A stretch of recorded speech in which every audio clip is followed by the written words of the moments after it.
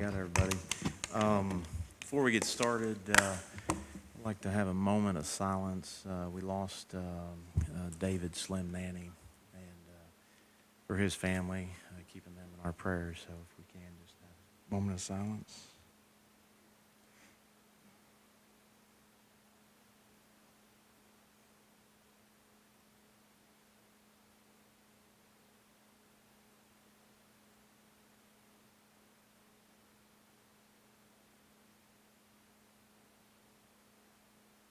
Okay, thank you. I know, Wendy, it's been hard for you guys down there. I know he spent a lot of time in the office with you and Nicole and Roy, and so when we lose an employee, it's hard on those who work mostly with them, I think. Yeah, it's been really difficult. Slim was as good as they come. He had a good heart and would help anyone. And he for sure is missed. Kevin, you want to start us off in prayer? Yes, I will. Bow with me, please. Father God, I ask that you comfort the friends and family and co-workers of Slim and bless all of them for knowing him. Father, I pray that you lead, guide, and direct this court in all the decisions we make, Lord, and give us the wisdom to make the right decisions for this county. Father, I ask that you bring our servicemen and women, first responders, law enforcement home safely at the end of the day. Lord, I ask all this in Jesus' name. Amen. Amen.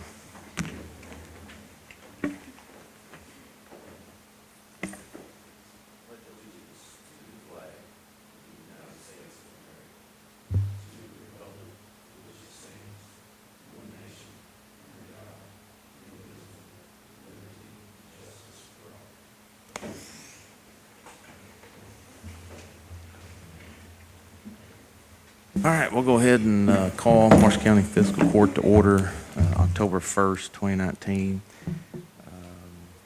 First on our guest is Kim.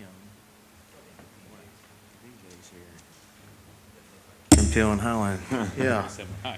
Good morning. Nice to see you. Good morning. Morning, Judge Court. Today we just have the recommendations for the health insurance, the medical, dental, vision plans, and other ancillary products. I'll just kind of walk through this quickly. If you have any questions, please let me know. But the medical plan, we are in the KEHP state plan. Our recommendation is to stay in that plan. There were some changes to the KEHP plan this year. They were a 3% across the board increase on employee shares of those programs. The employer share was unchanged for 2019. There was a slight deductible increase that was $250 for the KEHP offering, so the deductibles do go up slightly with those plan offerings. When we're looking at that, we also get claims runs, just for context, for the medical and prescription claims on an aggregate basis. When we looked at that, we're trending towards about a 93% loss ratio if we were to say the premiums that we pay versus the claims we have. So that being said, what that tells us is that we're still better off being in the state plan, getting better offerings for employees than we would be out in the open marketplace. So our recommendation would be to renew in the state and continue with those programs. Does anybody got any questions? If not, then we would need a motion to approve. So moved. Second. Those in favor say aye. Aye. Any opposed? Motion carries. On the dental, there was an increase, a 7.3% increase on the enhanced plan. As a reminder, the fiscal court has two offerings through Delta Dental, an enhanced and a core offering. That loss ratio, again, in relation to the claims paid in that plan versus the overall, was closer to around 80%, which is higher for dental coverage, and they levied an increase against that enhanced plan. The core plan, however, remained at a flat or no change for the premiums on that program. We looked at HRI. They did decline to quote. They're another insurance carrier in the dental world, and Dental Care Plus, but their network is not as strong in our area. The state does have an offering through Anthem, but what we have found is there's quite a bit of disruption when it comes to providers or dentists that are involved in the Anthem program versus Delta Dental. So our recommendation would be to stay with the Delta Dental program with those two offerings. Is there any questions? If not, we need a motion to approve the dental plan. So moved. Second. Second, all those in favor say aye. Aye. Any opposed? Motion carries. On the vision, we're in the second year of a 2-year rate hold with our Anthem and Avisus plan offering. Again, KEHP does offer an Anthem vision plan. They are similar in nature, but they are different as far as the amount of providers. The rating, we did have the rates included in an individual email that went out, but the rating is similar, on par with other markets. So our recommendation would be to continue with the Avisus plan to limit disruption to employees. Questions? Are there any questions? If not, we need a motion to approve the vision plan. So moved. All those in, second? Second. All those in favor say aye. Aye. Any opposed? Motion carries. The group life is with MetLife. It's in a rate hold, so there is no change for that product with MetLife for this year. We did not market it outside of that. Any questions on this plan? Motion to accept the group life. So moved. Second. All those in favor say aye. Aye. Any opposed? Motion carries. The only other products that are offered are FEPCO is the HRA and FSA arrangement. That's not necessarily a renewal. I don't think that has to be accepted, but there's no change to that arrangement. Cincinnati Life is a voluntary lines product. No renewal has to be accepted there, or AFLAC, the voluntary plans that are offered through AFLAC. Are there any further questions? Great. Easy peasy. Thank you all. Thank you. Yes. Is there going to be a change on the living well versus stay well, Go 365? Yes, they changed to stay well, and that's included in the packet. We will have open enrollment. We've got that scheduled for the 16th and 17th here, and so we'll have folks on site to talk through any changes on the living will promise and how it's a different administrator, but the bones of it's the same. I think it's just a different administrator in the back end. Yeah. Good question. All right. Thank you, sir. Yep. Thank you. Move on to item B on their guests. I see Chad back here. Good morning, sir. Good morning.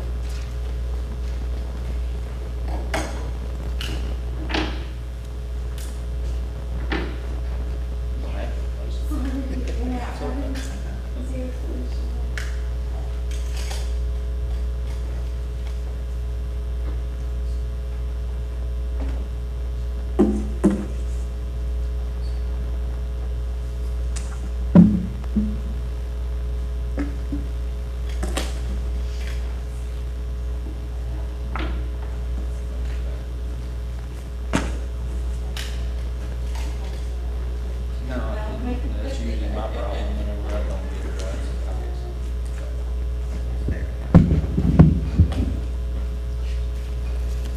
Morning. Good morning. Morning. Provide an update on the sewer project and the Southwest One project for y'all this morning. Apologize for the short notice there on getting the pay request application and everything to y'all, but we have received Merco's most recent pay request number 13 on the sewer expansion project there in Draftonville. They are working on that J line currently, the one that goes up to the trailer park right now. We anticipate they're probably going to get done in the next 2 to 3 weeks. So here during the month of October, they should have that full scope of work completed on that project. And then without any other changes or barring any other changes, we'll move forward to closing things out probably towards the end of October and the month of November on that project there. As far as the pay request, the amount there, $72,175.88 was the pay request for this month. There is a change order that we submitted with that packet. During the scope of the original project, there was a couple line items that needed to be added for the J line. We had a creek crossing on that J line, which required a 12-inch steel casing. We didn't have any of that 12-inch steel casing on the original project, so it was just a line item addition to the contract. And then we also had a line item there for a deeper 8-inch sewer. We needed some 8-inch sewer pipe or line item for that greater than 15 foot deep. We had line items for 0 to 10 feet deep and 10 to 15 foot deep, but nothing greater than 15 feet on the original bid. So that change order adds those in, and the clearing line item, it was a lump sum amount with the original bid. It covered the entire original scope of work. So that was a lump sum amount added for the clearing work that was required for the J line. Just 3 items there that weren't covered with the original bid that need to be added in there for quantity purposes. The KIA draw request on there as well. Let's break this out. So the change order, if anybody's got any questions on the change order. Sure. If not, then we would need action on the change order. Anybody got any questions? The actual amounts were previously approved through KIA. We estimated the amount for construction on the J line prior to even entering into the change order work with MERCO. So KIA has already seen these dollars. They just have seen them in a different form than this change order. And since we didn't have those 3 line items, we needed to get those added in so that MERCO could request payment on those as part of the payment process. I move we accept the change order. Is there a second? Second. All those in favor say aye. Aye. Any opposed? Motion carries. And then the drawdown request. Move we approve the drawdown request. Is there a second? Second. All those in favor say aye. Aye. Any opposed? Motion carries. And then the 2 invoices. Move we approve the invoices. Second. Second. All those in favor say aye. Aye. Aye. Any opposed? Motion carries. Okay. All right. Any other questions on that Why project? they come back and put the dirt back out there? What are they doing? Do you know? You've been by there in the last day? Which location are you talking about? Just right along the 641. Along 641? Yeah. Some of that's just to address settlement. Oh, okay. It's prime seeding time's coming up if it ever does start raining, so the contractor's just getting ready. There are some areas that had settled, some Oh, lower okay. areas, so they're getting ready to Okay. spread that Wondered. topsoil out and reseed and straw some areas through there. Right there at the top of the hill, Mhm. you're talking about, yeah. Yeah. That's what that pile's for. Gotcha. That's where they had a large bore pit over there. and- Oh, yeah. And it was several feet deep, so Yeah. they just had some consolidation and settling right there. Gotcha. Okay. Filling that If it location. ever rains again? Yeah, yeah. We're still waiting. Real quick on the Southwest One project, that project is out for bids now, as advertised, and so we'll be working through that procurement process here in the next few weeks, and then we'll be opening bids towards the latter part of October, and we'll be ready to move forward from that point. Where we at on the easement? Wasn't there one?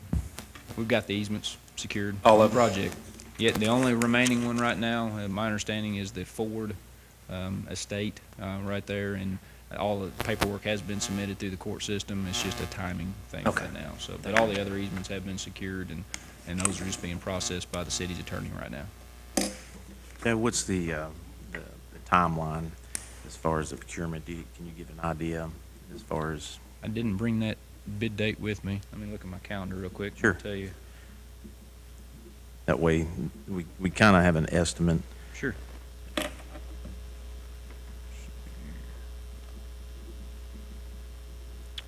Bids open on the 22nd of October. That's a Tuesday. And then typically it takes 3 to 4 weeks to get through contract stage there. So we're looking at, not perfect timing, but right around the Thanksgiving holiday, in that range, starting work on the project. Okay. Being able to issue notice to proceed, and with a 6-month construction contract on that, so we're looking at into May-ish, probably being able to say we'll be completed with construction on those, unless we can push them a little faster. Stays dry, we get a good winter like we have had in past years. A lot of these areas are easy construction. A lot of that work along the main highway there is going to be very straightforward, and some of the other works out there kind of behind people's yards and away from existing utilities, which makes for a little bit smoother construction process. So should go very well. All right, I know I'm excited to get that project going. Sure. Any other questions on either project through there? All right. Appreciate it. Thank you very Thanks, much. Chad. Thanks, Chad. Thank you. Next, item C, under guest, Richard Boone, Venue Insights. Good morning, sir. Morning, Judge, Commissioners. Good morning. Yeah, Brad had reached out to me after the last court meeting and said there were some questions about the Discovery Recovery Project that we hope to partner with the county, and happy to be here to answer any questions that the court may have. Okay, great. I think when we were discussing, one of the questions that we had discussed as far as how far back we're going to go, Okay. and when you find, I'm curious if you can just explain your process, if you can. Oh, sure, yeah. So what currently we have 16 cities and counties that we've partnered with in the state over the last couple of years. And the way the process works is we basically use data to come up with a list of entities that we think have a footprint in the county. And what we'll ask the county for is their current registry, and then we'll conduct a cross-match of those two data sources. And typically, a third database will be created of what we would consider then as leads. So we have a call center based in our Birmingham office. We'll generate letters pre-approved by the court. These initial letters will have a county registration form.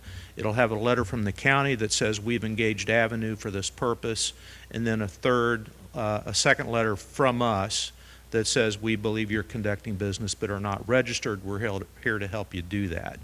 So we will follow up those letters with phone calls. A second letter will go out approximately 30 days after that, and then a final letter 30 days after that. So basically what we'll try to do is get these entities, well, first confirm that they are conducting business. If they are, we'll get them registered. We'll calculate the tax owed. We'll collect that on behalf of the county along with the forms, the registration forms and the tax forms. We'll make sure that those are filled out accurately. And essentially once a week, what we do is we package everything that we've collected. So payments, forms, and then we send those to the court on a weekly basis. And then we do this on a contingency fee, as you know, 40%. We'll then invoice on a monthly basis for our fees. So we are paid only on what we recover, and it's only on the current tax year and any back years that we're able to collect on. So any businesses that we bring into the registry next year, that's 100% county revenue. So that, in a nutshell, is how the process works. So primarily then, we're talking about businesses, small businesses, or what's the makeup as far as self-employed versus? Yeah, I think your ordinance describes the taxable nexus, and so those would, we will get copies of your ordinance and your forms, and we will basically follow the ordinance as to who's responsible for paying taxes. Yeah. I guess in the majority of the counties that you deal with, what is the time frame as far as To go back? Sure. In all but one, we go back as far as we're legally able, and that's 5 years. So do you set up a payment plan, or do you find that these are paid, that 5-year block is paid up front one time? We can do that. So basically, we'll obviously stay in communication with the county as this project unfolds. And if we have accounts where we need to discuss how we should handle this account, we will certainly have that discussion with the county and follow your all's lead on what we should do. I mean, we're not in this to put people out of business. Right. We're just trying to bring them into compliance. Yeah. So under those circumstances, we'll certainly talk to you all about how we should handle certain situations. And I think I know Brad had talked to you, but I think the court's discussion, when we discussed this last court meeting, the intent for the court wasn't to go back 5 years. It was to look at, say, a year. How does that, I know you had discussions with Brad, but what Yeah, so is your concerns with that? I don't know if there's any any wiggle room that you all would have. I mean, if we could split the difference, that would be an easier, discussion for me to have with my folks. I mean, if you would be open to, say, 3 years. 1 year, I know we've got some investments that we make in the data, in our resources, with, the mailings that we do. So, like I said, it would be an easier sell for me if we could, maybe get a couple of more years, maybe to 3. Because truly, again, and I understand that, because once you get them set up, after that first year, then your income stream is gone. I mean, Yeah, I mean, you're truly to be there to find it, and that's it. So what is our term as far as, I mean, how long do we keep you engaged? I don't remember if that was in the. Yeah, I think the contract is 3 years with 2 one-year extensions, but, I mean, you Okay. can get out of the contract in 30 days. I mean, there's a 30-day out clause on it. And typically what we do too is, it's obviously the biggest results are going to come from the initial mailing. But we will run this match on a quarterly basis. So, we're able to see if we can pick up new businesses as they come in. But the biggest result is going to be from the initial mailing and initial campaign. But we will do this on a quarterly basis through the term of the contract.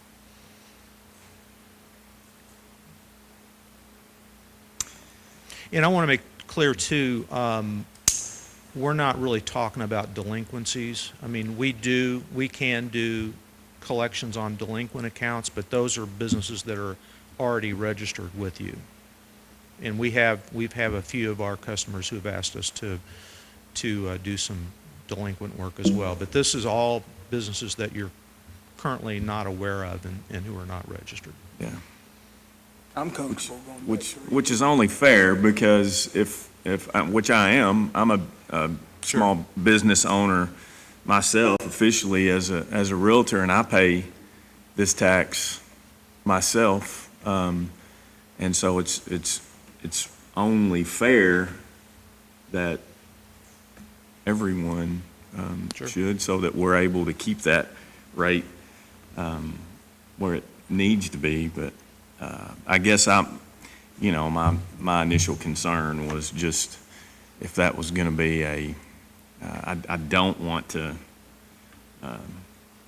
it to be such a large fee that we endanger that business continuing. Yeah, and we don't want obviously. that either. I mean, we just want to. So in those particular cases, what you're saying is that we have, it would be negotiated between, or we have the ability, I guess. Yeah, I mean, to- we will discuss those scenarios as they come up with you to talk about how we handle it. Yeah.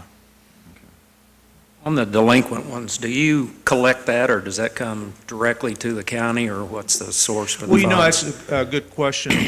Even on the discovery side,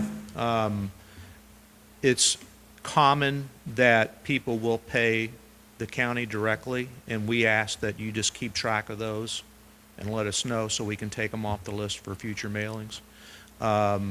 But yeah, I mean, payments could be made to us or to the county. In our letter that we send out, we emphasize reaching out to us with questions.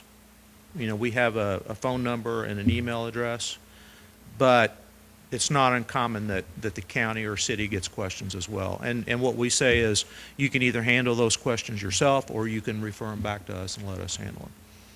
But within that letter, you did mention that, I mean, will we have something within that letter, did you say, from the county as well, so that they understand this is a Right. representative of the county? Yes. So, you know. Yeah, and that, those There's letters so much are approved. mistrust out there, warranted mistrust of. Sure. You know, especially when it comes to taxes and, okay. Yeah, basically what we would ask of the county is, we have a very brief kickoff meeting where I come in person and we get our call center folks, project managers on the phone. It's about 20 minutes. We ask you to approve the letters. We ask you to provide us with the current registry, and then just keep track of any payments that come in directly to you. That's basically it.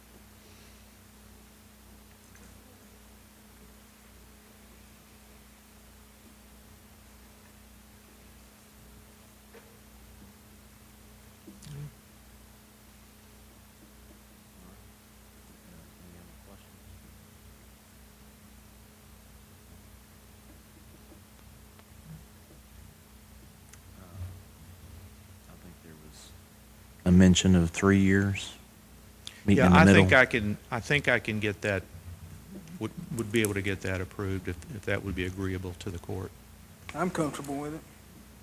Is there a motion to put it at 3 years? So move. Second. All those in favor say aye. Aye. Any opposed? Motion carries. So if you want to update the agreement, I'll get it to our folks and. Okay.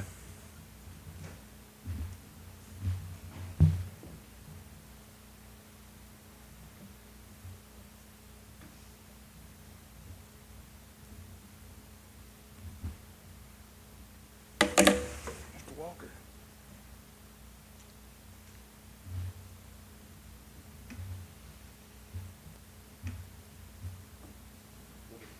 Okay. Yeah, We'll get just wanna that email draft it for to you. me. Well, I appreciate it, Judge. I appreciate the opportunity to talk with you all about the questions and look forward to the partnership. Thank you. Thank you. Appreciate you coming. Thank you all. Yep. Thank you. We'll move on to correspondence. I'm just going to read this. This is a proclamation for International Alpha Delta Kappa Month. Whereas women in education constitute a great portion of the nation's working force, and we are constantly striving to serve their communities and nation in educational, culture, and charitable programs leading to harmony, happiness, and peace among all people.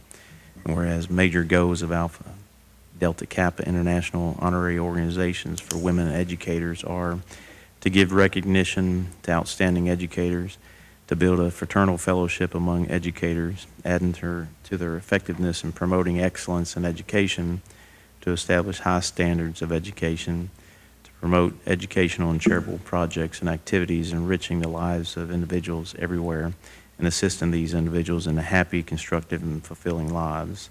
I signed this, actually it's the month of October, but I signed this, and did you have that photo? They managed to muster their group up and come by the office, and we took a photo for you guys to see, but they were definitely excited, and they do this every year. They go around the different government agencies and this proclamation for them.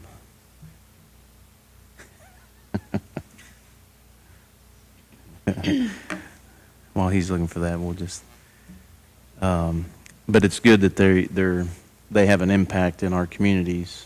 There they are, purple. They were all wearing purple, and that was a lively bunch right there. I'm just going to tell you. But that was a good thing to do, and recognizing them and what they do in our community and with their organization. So We'll move on to old business.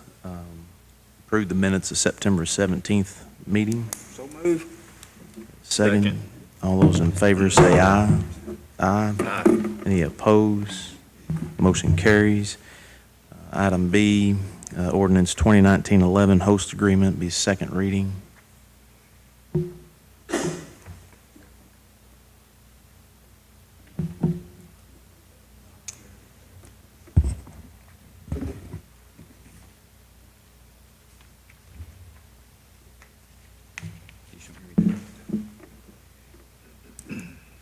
Ordinance number 2019-11, an ordinance incorporating and adopting the host agreement executed by the Marshall County Fiscal Court, the 109 Refuse Board, and Waste Path Sanitary Landfill LLC. Whereas on September 10th, 2019, the Marshall County Fiscal Court, the 109 Refuse Board, and Waste Path Sanitary Landfill LLC did execute and enter into a host agreement for disposal of solid waste. Whereas the Marshall County Fiscal Court wishes to incorporate and adopt the same in the form of an ordinance as required by law. Now therefore be it ordained by the Marshall County Fiscal Court as follows, that the host agreement agreed upon and executed by the aforementioned parties on or about September 10th, 2019 is hereby incorporated by reference and adopted in ordinance form, adopted and effective this first day of October 2019. First reading was September 17th. This is the second reading. Attached to the, host agreement's attached to that ordinance.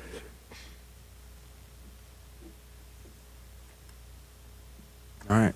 If there's not any questions, we just need a motion to approve the second reading. So move. Second. All those in favor say aye. Aye. Any opposed? Motion carries.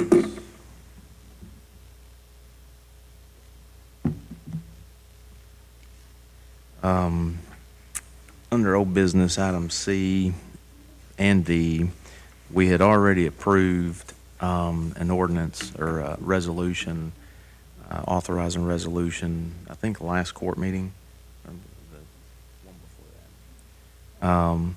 DLG, we combined, basically, this is a document that basically we need to stay within what the General Assembly had put in place. This is a new bill, but it was combined, and they actually need to be separate. So we've got two separate resolutions. The first one will be an authorizing resolution, County of Marshall.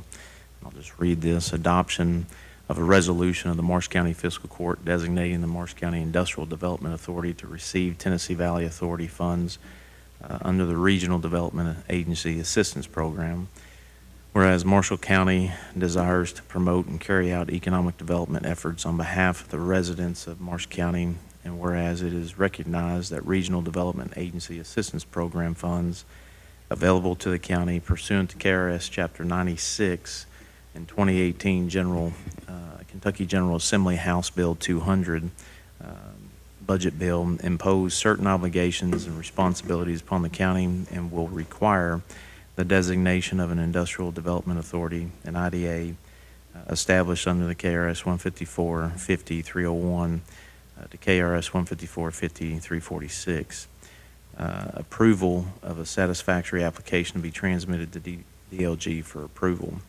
Now therefore be it resolved this first day of October 2019, Marshall County Fiscal Court, the following industrial development authority is designated to receive Regional Development Agency Assistance Program funds. Marshall County Industrial Development Authority, Dennis Smith, Chairman, 93 Carroll Road, Benton, Kentucky, 42025, and his phone number. I'm not going to read that out.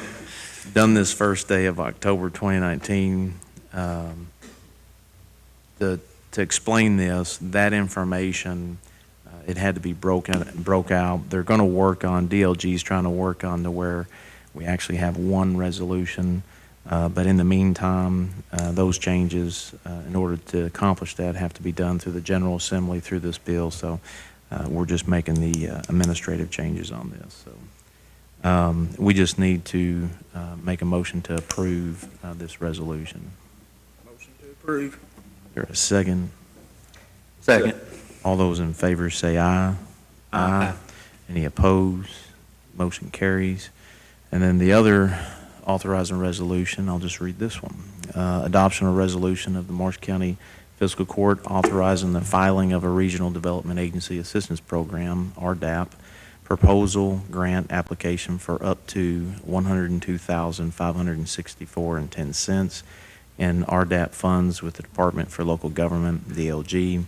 Whereas Marshall County desires to promote and carry out economic development efforts on behalf of the resident of Marshall County, and whereas it is recognized that Regional Development Agency Assistance Program funds available to the county pursuant to KRS Chapter 96 and 2018 Kentucky General Assembly House Bill 200 impose certain obligations and responsibilities upon the county and will require, 1, the designation of Industrial Development Authority established under KRS Chapters 154, and 2, approval of a satisfactory application to be transmitted to DLG for approval. Now, therefore, be it resolved this first day of October 2019 by the Marshall County Fiscal Court that a RDAP project application on behalf of the county for RDAP monies of $102,506.10 for Southwest One project shall be submitted to DLG. The county shall provide such additional information and furnish such documentation as may be required, and the designated IDA shall act as the authorized correspondence for the project. So we just need a motion to approve So moved. the authorizing resolution. Is there a second? Second. All those in favor say aye. Aye. Any opposed? Motion carries. So what this, I'll just do a quick summary of this. What this does is, one, you have the monies that were set aside. The first year was $50,000. We signed these two last year. This year it's $102,564.10, and then next year will be the full $152,000. So one is to identify the actual IDA, and then two, to request those funds. I've already talked with Dennis, and the board's already met. They have their request completed, and he's already submitted that to DLG, so they should be receiving those funds by the end of this month and the next month. And those funds are to help with the debt service on the land purchase.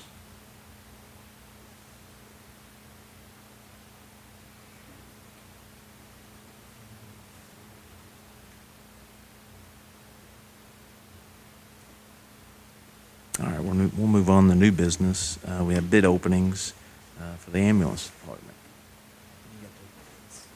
Morning. Morning. Good. Advertisement.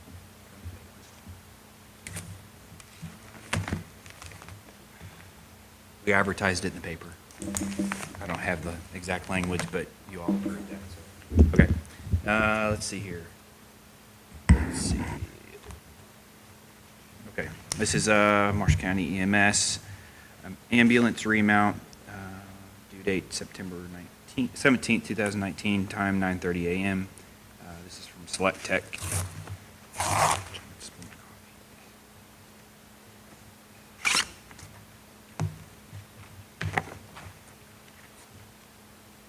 I'll just look for the big number.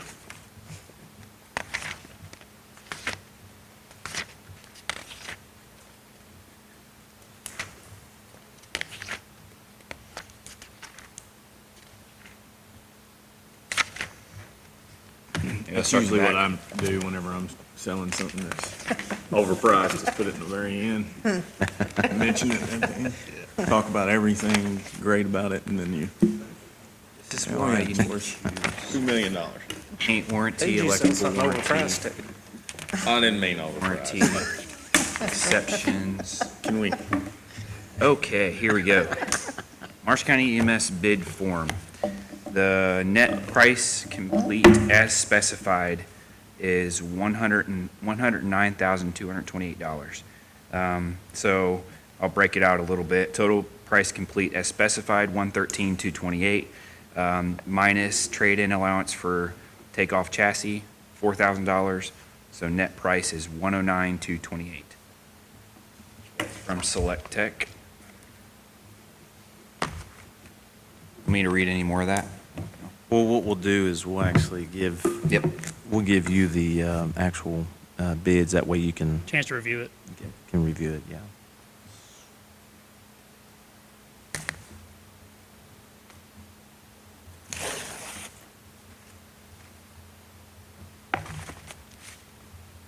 Let's see here. Marshall County Ambulance, bid specifications. This is for Stryker. This is for the power loading system. So I guess we did two, one for the power loading and one for the remount. Risk, yes, Okay. correct. So this is just for the power Stryker loading power system. load. Yep. Okay. So this is from Stryker. Total price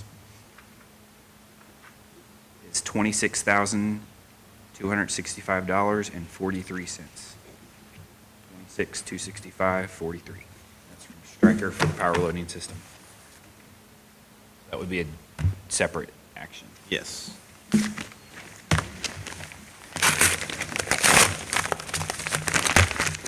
Is that all on the same ambulance, or is that? Yes, same separate? ambulance. This is from, how do you say it? Osage? Osage. Osage ambulances for the remount. So it looks like we only have one for the power loading system and then two for the remount. Eraser. Let's go.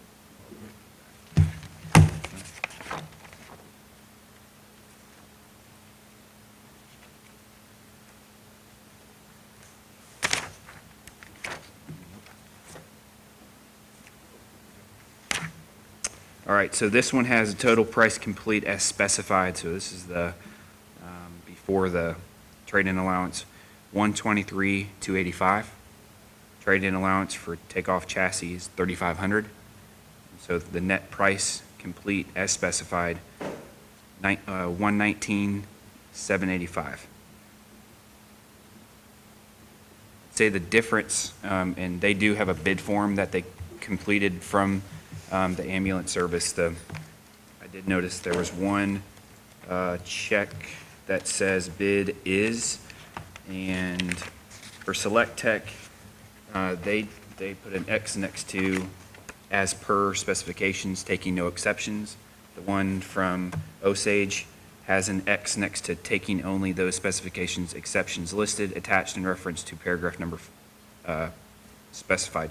So it looks like there may be some exceptions that Osage is listing in their bid compared to Select Tech. So, In other words, Select Tech's in full compliance at this time. correct. Yeah, okay. All right. Let him review those. As far as Stryker, I mean, that's the only. Yeah, this is the only one for The Stryker. Stryker power systems is pretty much all you're going to get. Yeah. They manufacture and built this system from ground up, so there's not really any competitors out there for the power loading system. Okay. Yeah. We'll move on while he's looking at that and go to item B, resolution and agreement, transportation cabinet.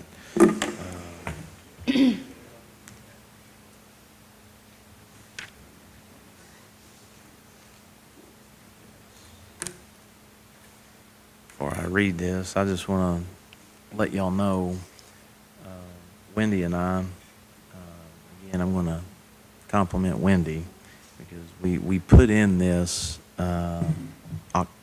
November of last year. And she was very persistent in trying to identify when these funds were going to come available.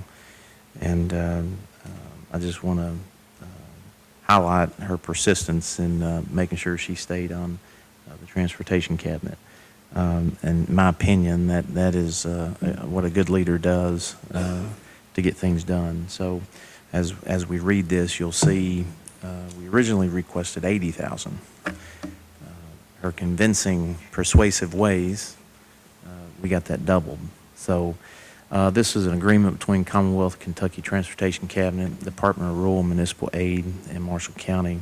This agreement entered into by and between the Commonwealth Kentucky Transportation Cabinet, Department of Rural Municipal Aid, hereinafter referred to as Department, and the Marshall County Fiscal Court, hereinafter referred to as County.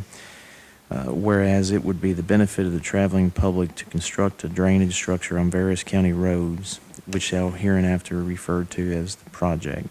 And whereas the county has expressed its desire to perform the work for the aforementioned project and to be responsible for all phases of the project. Now therefore, in consideration of these premises and the mutual covenants contained herein, the parties agree as follows. The department shall be responsible for providing and agrees to reimburse up to the amount of 80% of the actual rural secondary project costs, but in no case to exceed $160,000 for the above-mentioned project. In no event shall the county not be responsible for 20% of the cost. If the project is performed by contract, the county shall employ only contractors pre-qualified by the Kentucky Transportation Cabinet for the work items included in the project and shall comply with all legal binding requirements, including but not limited to the provisions of KRS 45A and 424. Concurrence must be obtained by the county through the District 1 Chief District Engineer in Paducah, Kentucky, prior to the awarding of any contract for work or materials to be used on this project. This requirement shall not be limited to, but shall specifically apply to all 20-foot bridges and above defined as inverted structures, inventoried structures.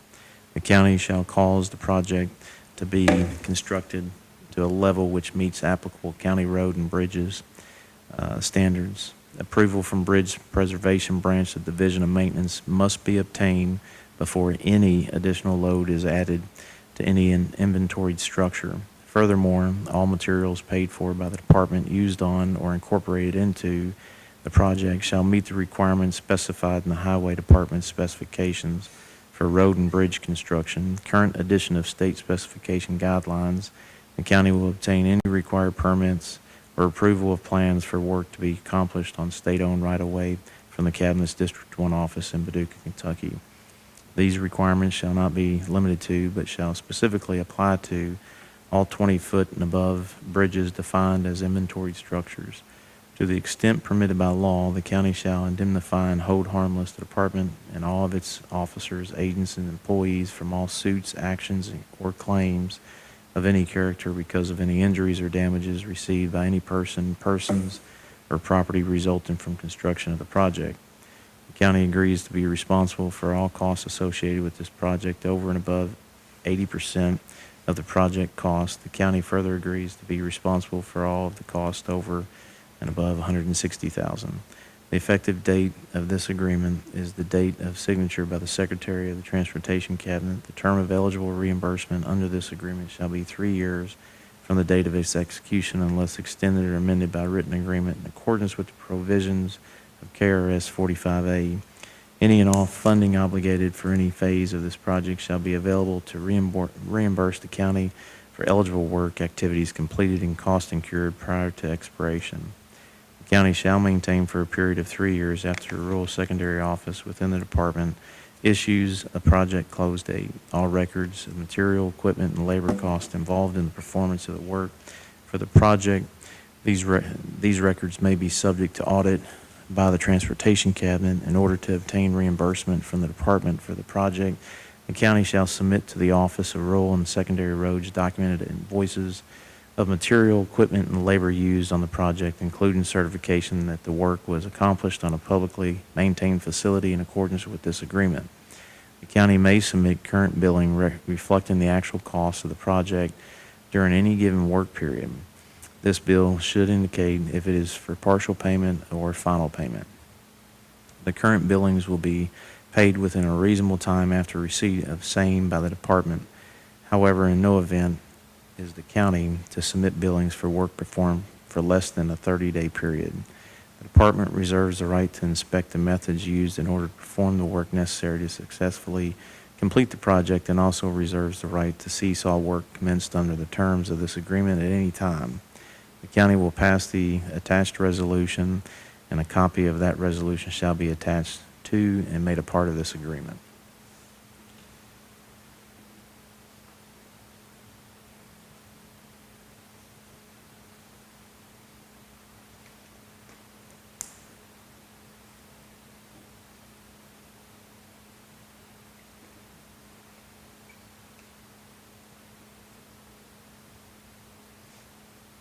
Go ahead and read the resolution. Resolution, Fiscal Court of Marshall County, resolution adopting and approving the execution of a rural secondary program agreement between the Fiscal Court and the Commonwealth of Kentucky Transportation Cabinet, Department of Rural and Municipal Aid, and accepting all roads and streets referred to therein as being a part of the county road system. Be it resolved by the Fiscal Court that the Fiscal Court does hereby certify that all roads and streets referred to in said agreement are county roads as defined in KRS 178010 subsection 1 and B. And the Fiscal Court does hereby ratify and adopt all statements, representations, warranties, covenants, and agreements contained in said agreement, and does hereby accept said agreement, and by such acceptance agrees to all the terms and conditions therein stated. And the County Judge Executive of the county is hereby authorized and directed to sign said agreement as set forth on behalf of the Fiscal Court of Marshall County, and the County Clerk of Marshall County is hereby authorized and directed to certify thereto.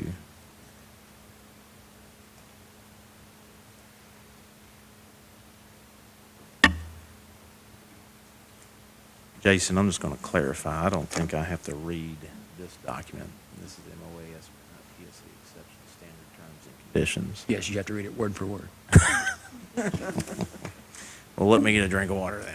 No, I'm just kidding.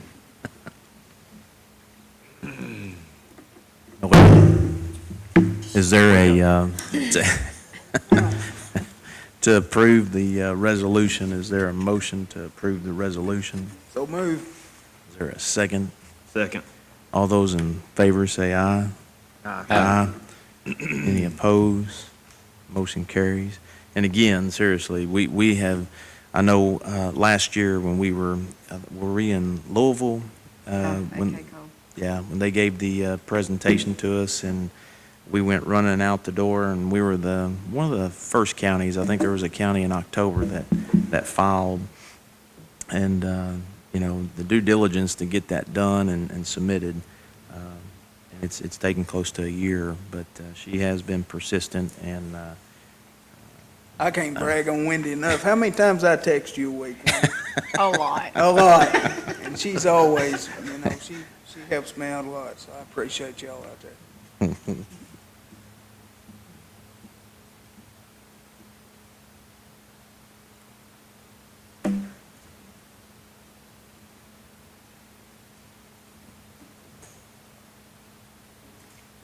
Wendy Appreciation Day. Be. Do Bonnie, we I'm need a Thank you. resolution we need a motion on the agreement, to accept the agreement. for Wendy Appreciation Day or something different? That's every day, right? You weren't, oh, yeah. Yeah. We So need- moved. Is there a second? Second. All those in favor say aye. Aye. Any opposed? Motion carries.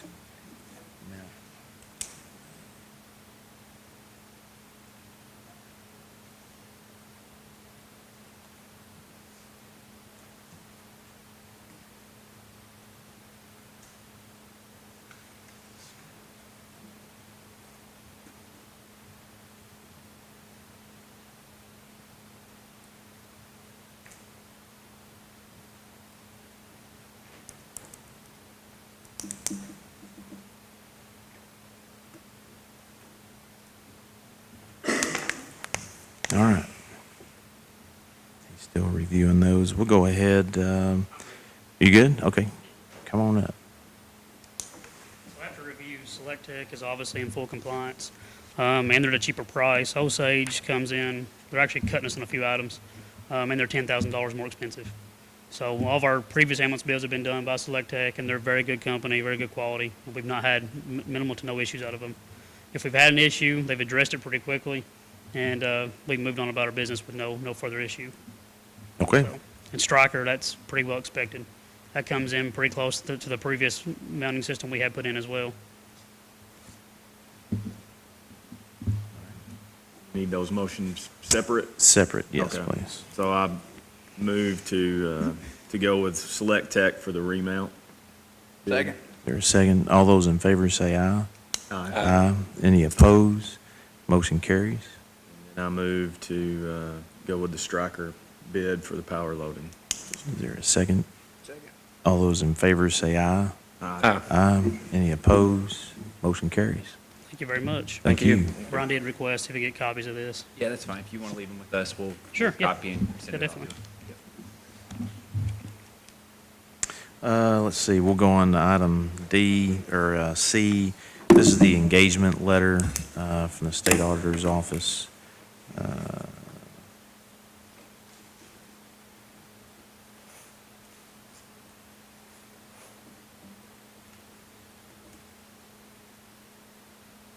Basically, they are going to do our audit. This is in reference, this is from Mike Harmon's office, Fiscal Court engagement for year ending June 30th, 2019. Member of the Fiscal Court, we are pleased to confirm our understanding of these services. We are to provide the Marshall County Fiscal Court for the year ended June 30, 2019. We will audit the statement of receipts, disbursement, and changes in fund balances, regulatory basis for the year ended June 30, 2019, and the related notes to the financial statement. Our audit will be conducted with the objective of expressing an opinion on your financial statement. So basically, I think it's like every 4 years, the state will audit. So this is their letter identifying that they will do the audit this year. So I don't think it's an action item. You don't have a choice. We don't really get to say yay or nay.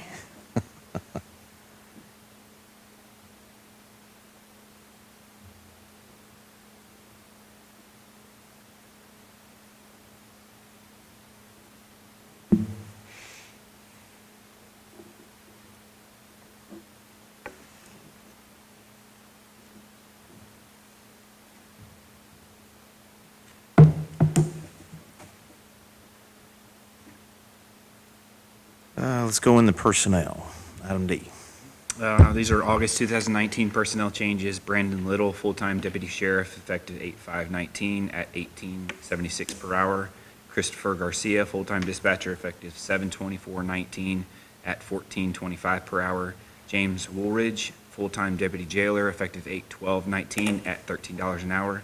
Jason Hermosillo, part-time park laborer, effective 8/7/19 at $9 an hour. Hosanna Snyder, dispatcher, term 8/30/19, voluntary resignation. Keegan Cole, dispatcher, term 8/5/19, voluntary resignation.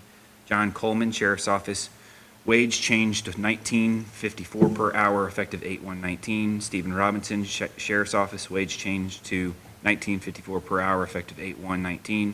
Jason Young, Sheriff's Office, wage change to $19.54 per hour, effective 8/1/19. September 2019 personnel changes. William Keeling, sanitation full-time new hire at $15.50 per hour, effective 9/3/19. Sammy Myers, Sheriff's Office part-time to full-time at $12.50 per hour, effective 9/3/19. Michael Edwards, Sheriff's Office part-time to full-time at $12 per hour, effective 9/3/19. You're gonna have to help me with this one. Mark? Thank you. Sheriff's Office full-time new hire at $22.01 per hour, effective 9/3/19. Joshua Thweet, Sheriff's Office part-time new hire at $9 per hour, effective 9/16/19. Emily Wiles, Sheriff's Office part-time new hire at $11 per hour, effective 9/16/19. Questions? All right.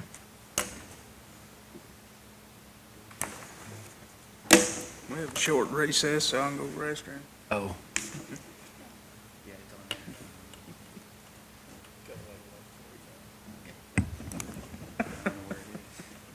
There is one more personnel change coming from the road department with the, I can have it. With the passing of Slim, he cleaned the offices at the road department. So we talked to Nicole Ford, and we're just recommending to pay her $50 per time to clean the offices 1 to 2 times per week. So Wendy and I talked about that, so we just needed approval on that. That's the only action item on this. Motion to approve. Second. All those in favor say aye. Aye. Any opposed? Motion carries. Recess real quick. Yeah, let's go ahead and go into executive session. and then that way we can kill two birds. Okay. Motion to go into. Bill's is here, so we can do that. It's on litigation, so. So, just need a motion to go into executive session. So move. Second, all those in favor say aye. Aye. Any opposed? Motion carries. All right, we'll go ahead and call order. We have made the changes to the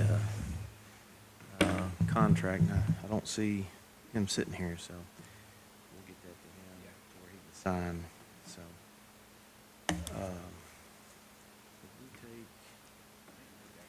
We took action on it, so we made those changes, 3 years.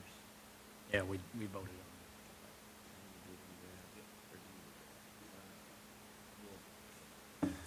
Okay.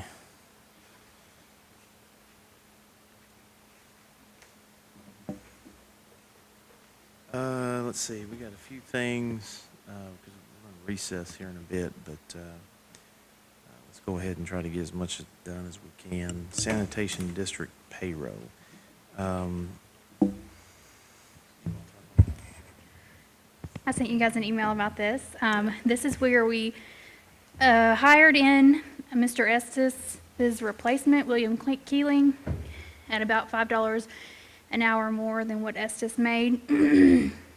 So that for the year, including all the incentive pay, all that kind of stuff, all the fringe, that's what we call it, is $14,725 and 18 cents approximately. So we need to know where in the budget you guys would like that to come from. We went through, and the reason why I wanted to put this on here is because we went through, and the budget's, tight, and I wanted to just make sure you guys got that information to see where you would want to pull that from. It's not uncommon. I know that I expect at least 2 other items to come up in the near future, but it's not uncommon where items come up that have a cost to it that are not budgeted. But as far as where those monies are pulled from, it was a discussion, or it needed discussion. Or if you just want to leave it up to us, the court approved it, And and like we I just, told you we yesterday, pull it. you can take it out my travel expense at $3,000. I don't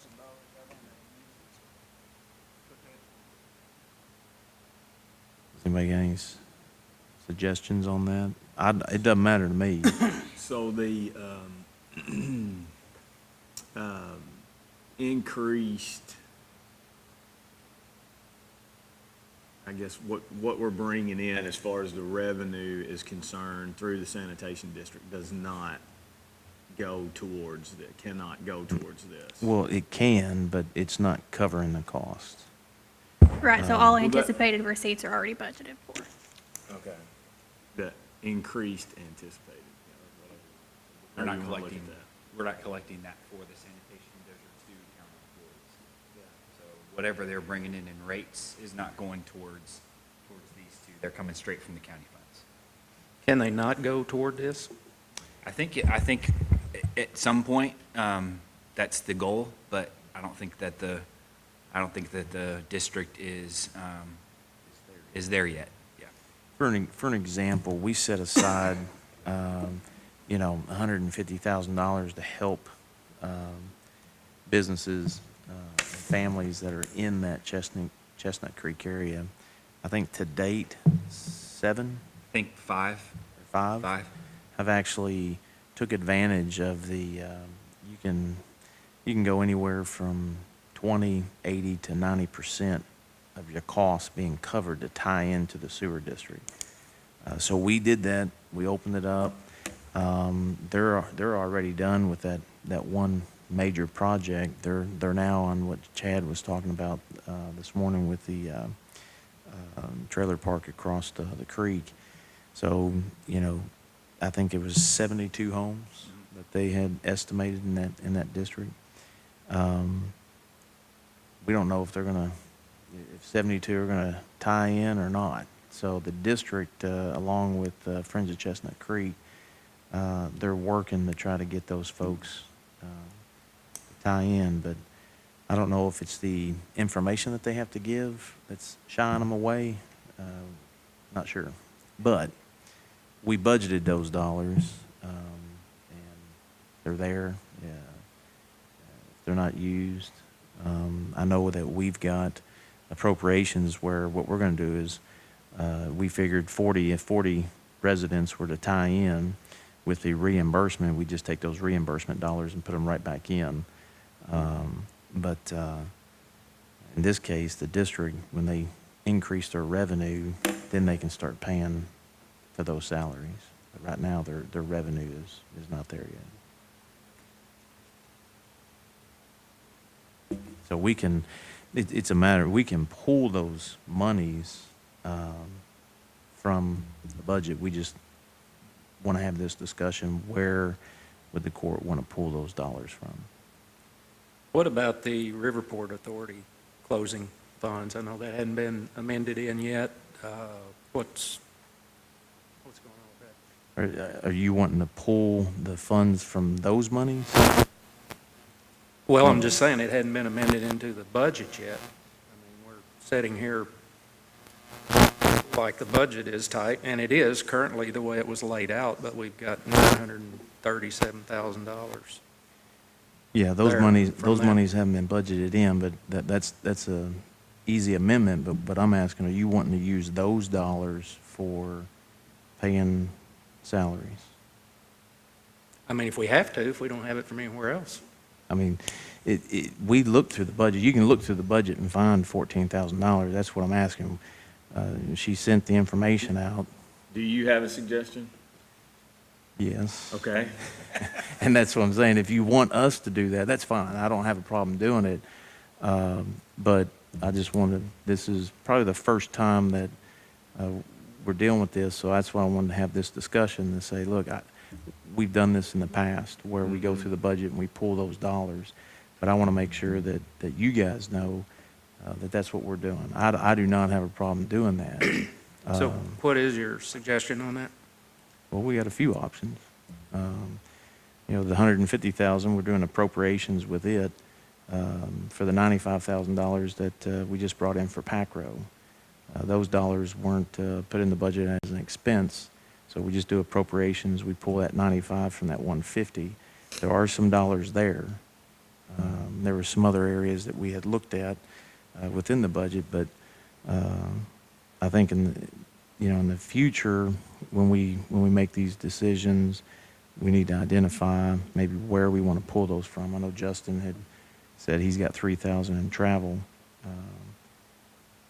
but I'm not big on taking dollars from potential investment dollars for economic development and put towards salaries, especially when. I'll disagree with you. Yeah. So, but we can find it and pull those dollars. If that's what the court wants to do, moving forward. So you're saying take it from the PACRO funds? No, the PACRO dollars,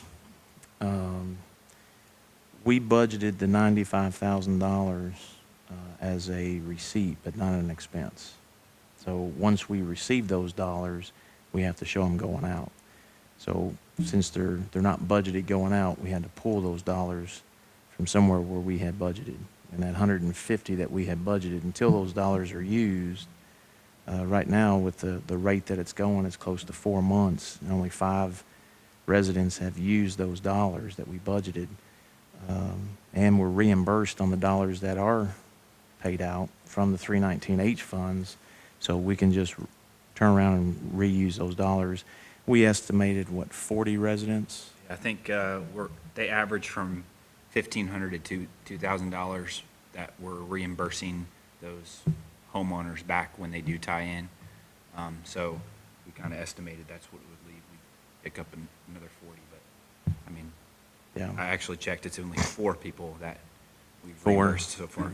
Yeah. Aren't the So- ones at the trailer park going to be mandated to hook on due to Well, compliance with that's the other thing is everybody, well, if you are within a certain amount of feet, our ordinance outlines that you have to connect.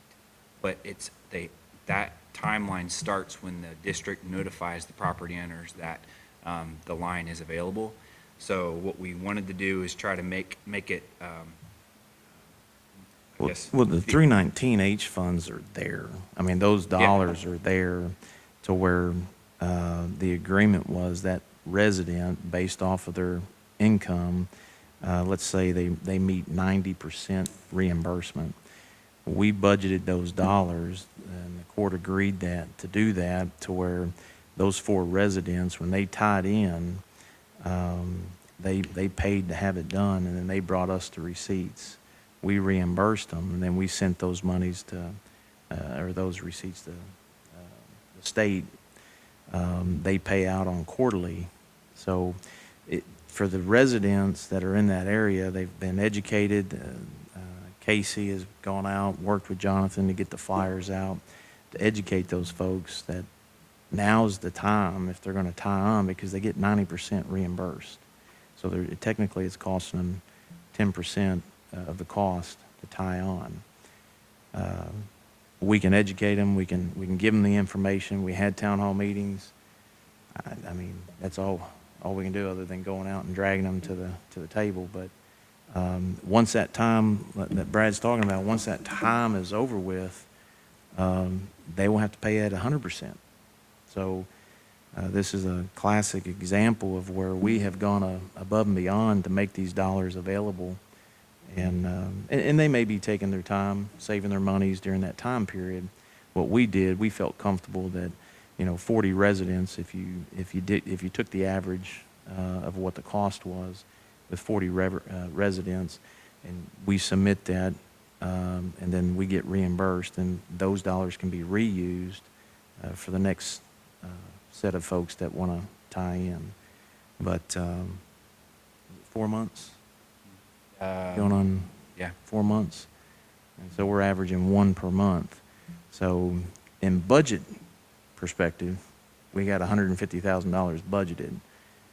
The $95,000 from PACRO, which was a grant, wasn't budgeted as a receipt, so we took it out of the $150,000 that was budgeted, which doesn't warrant a budget amendment. It's just an appropriation. But that was just the discussion as far as the $14,000 on personnel. If that's something that you guys are fine with, and then we'll just keep moving on in that direction, and we can find where to pull those dollars from.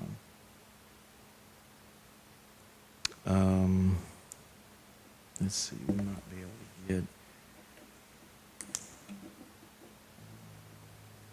Do you want to do appropriations transfer? So Judge just talked about a few of the ones that are on this list when he was speaking about the 95,000 that has to go out. That's kind of in the middle there. The top portion of the appropriation transfers, they came about to cover a portion of our county insurance premium. It was significantly higher this year than we anticipated. Our premiums went way up, which happens after large claims. So that was to cover that increased premium that we didn't anticipate. And then the ones that are further down on the list, they're just general appropriation transfers like the others that we get every month.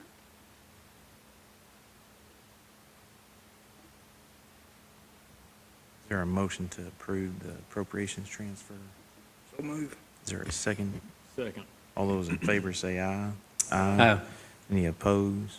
Motion carries.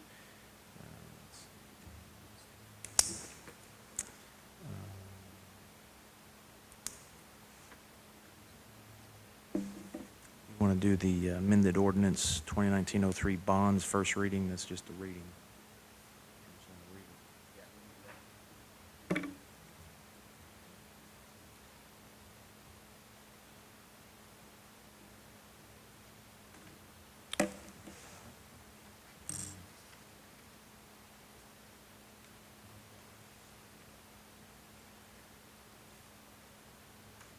Okay, this is amended ordinance number 2019-03, an ordinance amending ordinance number 2019-03 of the Fiscal Court of Marshall County, Kentucky, County, authorizing and approving the issuance of general obligation bonds series 2019 in a principal amount not to exceed. The change here is from $3.5 million to $7.3 million. The bonds, the proceeds of which are to be used for various public projects, authorizing the levy of a direct annual tax on all taxable property within the county in addition to all other taxes.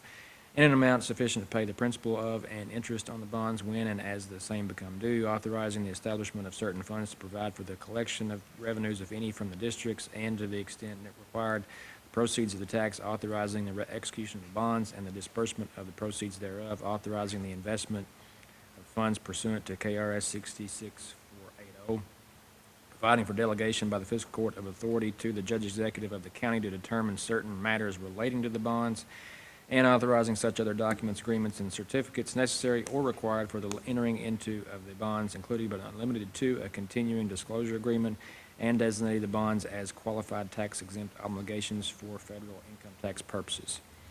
So the next section that sees a change in this is the part of the preamble. It says, whereas to finance the projects, the county proposes to issue general obligation bonds, Series 2019, in a principal amount not to exceed $7.3 million, changed from $3.5 million. Now therefore, be it is hereby ordained by the fiscal court of the county of Marshall, Kentucky, that ordinance number 2019-03 is hereby amended as follows. Section 1, projects. This is a definition section. Projects means improvements to sewer and water lines, improvements to industrial park infrastructure, including but not limited to roads, turn lanes, and utilities, payment of capitalized interest and accrued interest, if any. This is a change here. The new number 4, improvements to emergency services, and new number 5, payment of costs and issuance of the bonds. Section 2, that for purposes set forth in the preamble of this ordinance, there is hereby declared a necessity for, and there is hereby authorized County of Marshall, Kentucky General Obligation Bond Series 2019 and principal amount not to exceed $7.3 million, changed from $3.5 million, as authorized by this ordinance, and shall be dated as determined by the judge executive upon advice of the financial advisor. That's just the first reading. Why don't we go ahead and go, Pay the bills. Oh. Let's go ahead and take a motion to payment of the bills. Motion to pay the bills. Second. Second. All those in favor say aye. Aye. Any opposed? Motion carries. We have the 1:30 Miracle League presentation. It's entertaining to go into recess. That way we can grab something to eat, go to that presentation, and then come back at 2. Judge, I'd like to just add one thing on behalf of the court. I'd like to congratulate the Lady Marshals golf team on winning a regional championship yesterday, and the boys are playing today, I believe. Outstanding. Now when do they have a sub-state or they go to state? They go to state from there. When Next do they week, go? I think, isn't it, the girls? Next week, yeah. Bowling Green. Very, very strong team, both Yeah. boys and girls this year. Good. Saw the boys at Parcells this morning, so they were getting ready. Goodness. And it's at Carbon. home, right? It's at Carbon Calvert. up, carbon up. Isn't it Yeah, at carve Calvert? it up. Or the girls, State. wasn't the girls' tournament at Calvert, the regional? No, it was at Paducah. Oh, it was? I think, wasn't it? Wasn't it at Paducah? Yes, I think Paxton? so. Wasn't it I at think the Paxton? boys is at Maybe- Calvert Maybe the today, I boys think. is at Calvert, okay. All right. Need a motion to recess. So moved. Be back at 2. Be back at 2. All those in favor say aye. Aye. Any opposed? Motion carries. All right, we'll go ahead and call fiscal court back to order. We got the workshop to discuss the projects. Can y'all hear me? Okay. Let's see, they're trying to get Erica's PowerPoint brought up, put on the screen for y'all. These are the same projects, we've gone over these. Let's say February, might have been when we had a project workshop. You guys should be familiar with these. You got it pulled up? Okay. You want to go ahead and talk about this, or do you want to? Yeah. Okay, so you see as in regards to the bonds, we did the first reading on the bonds. We increased that from 3.5 to 7.3. And I know the bond rates are unbelievably low at training last week. CAECO had a county finance training, and they had, for one county, they did bonds at like 1.7%. For another county, they did bonds for 2.2%. So it goes back to what we had discussed in court, that if there's ever a time to borrow money, now's the time. But if you look at our ongoing and upcoming potential projects, you'll see the multi-facility building is at $2.1 million, what the bid was. The line extension that Chad talked about this morning for Southwest 1, that's estimated at $2.2 million, and that's both a sewer and water project. I broke out the estimated cost for the sewer we're calling this under Interstate 69, but you've got the different alternate projects, and that's what you say you did have those. I think you guys got this months ago, but this is just the breakdown. What is it? The sewer projects that the engineers did. These right here.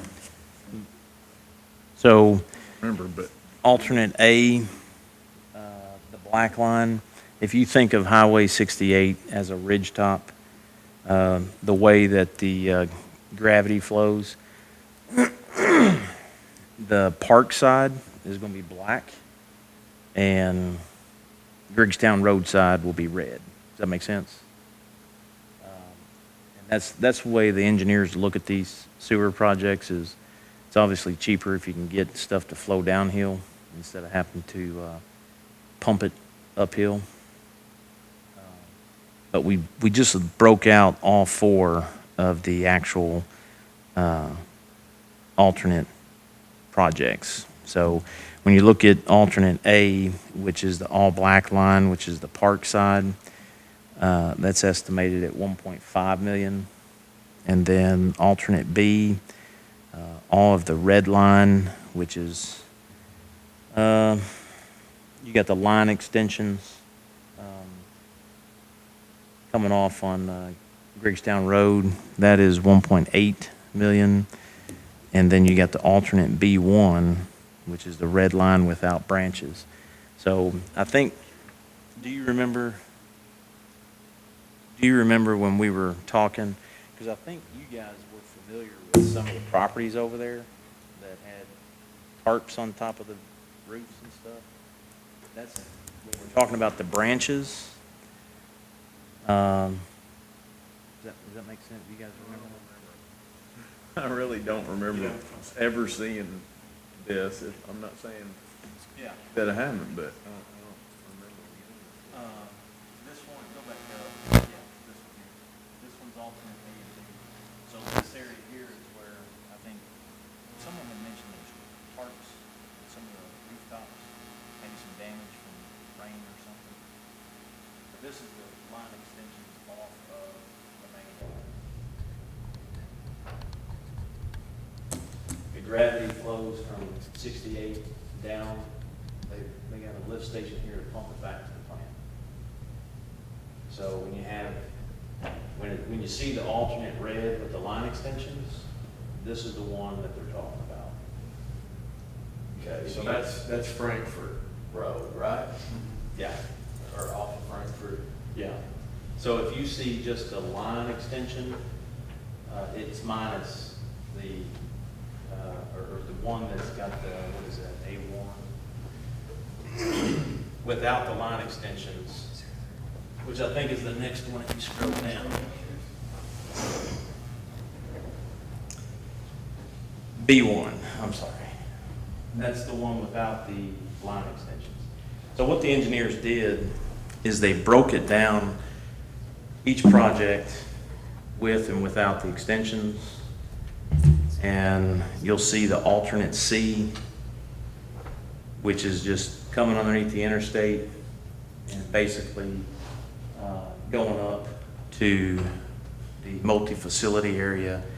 And that's a project just to get sewer to that side under the interstate. So it gives you a variety of projects. Does that make sense?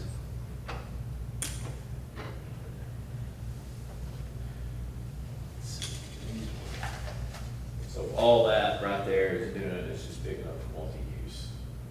You're not gonna take in any of the, like the old home. That's not even, they're not even there anymore. Yeah, that mobile, That's right. yeah, it's gone. Yeah, so that alternate C is just to get under the interstate and to, say, the multi-facility, our property, the county's property up there. And these were prepared December of 18. Hey, can you have me a favor? Can you step out? Can you get that deputy judge's phone for me, please? Get it for you? Yeah, can you call that number and just get the deputy judge's contact information, please? Okay. So she put, we've got on here, when you look at the sewer under the highway, you've got alternate A, which is on the park side, which is basically running a lift station in the park, because our septic systems, we got, I think, 5 septic tanks in the park. And there's been complaints of smells coming from the restrooms, but that's what the black line is, because the way gravity feeds, you'll see how that line goes all the way down. That's gonna be down. It goes across. Yeah. So basically, it feeds down to the bottom of the park and then it's pumped back to the plant. But there's 4 projects just on that project to come underneath the interstate with 4 different values to it. If you move on to Jonathan Creek Water Project, they sat down last year, I believe, with the engineers, and they actually identified about $10 million worth of projects just in the district. So one of the things that we are looking at is if we could get a CDBG grant. Now, CDBG grant, you can go up to $1 million. From what I've been told, it's very hard for us in Marshall County because of the median household income. But I think it's worth a shot to try to do a CDBG grant to where we can match it. And so we put on here $500,000 to match with $500,000 for $1 million project. And we sat down with Jonathan Creek, the chairman, and one of their board members and their manager, and basically asked them which projects that they've identified we could have the most impact for Jonathan Creek Water. So that's what that is. You've also got 911 upfit, which is approximately 2.7 million. And if you remember, the debt service was built into the 911 budget. I think it was 197,000. What is that going to consist of, the 2.5 million? The 2.5 million. We actually had Mao to give a presentation today, and their flights were canceled. So, Chris, do you want to speak? Presentation was because I wasn't expecting to do it, but what it consists of is what you, I'm sorry, basically what you have in the $2.1 million multi-facility building is an empty building. It's got paint on the walls, stuff on the floor. Other than that, there's no equipment in that building, and you can't shut down the current 911 center, leave us down for a week, 2 weeks at a time, whatever it takes to go install each of those systems with no 911 here to move it. And the equipment that we have is ailing and aging, so if you even tried to do that, the chances of moving it across town and it coming back up, probably not going to be a good situation. And also, it is code when you build a 911 center or move a 911 center that it runs alongside the other one to make sure your generator works and the other things that you have. So the generator and the battery will be there, but none of the systems will. So phones, anything we want to change to move forward and get away from old equipment and get equipment that works like it should, those kind of things. CAD, phone, more radio equipment, better radio equipment, furniture to actually do the dispatching at, as well as the ability to bring video in from schools and other infrastructure where we may need to see an actual video. So the CAD's gonna have to be replaced? Possibly.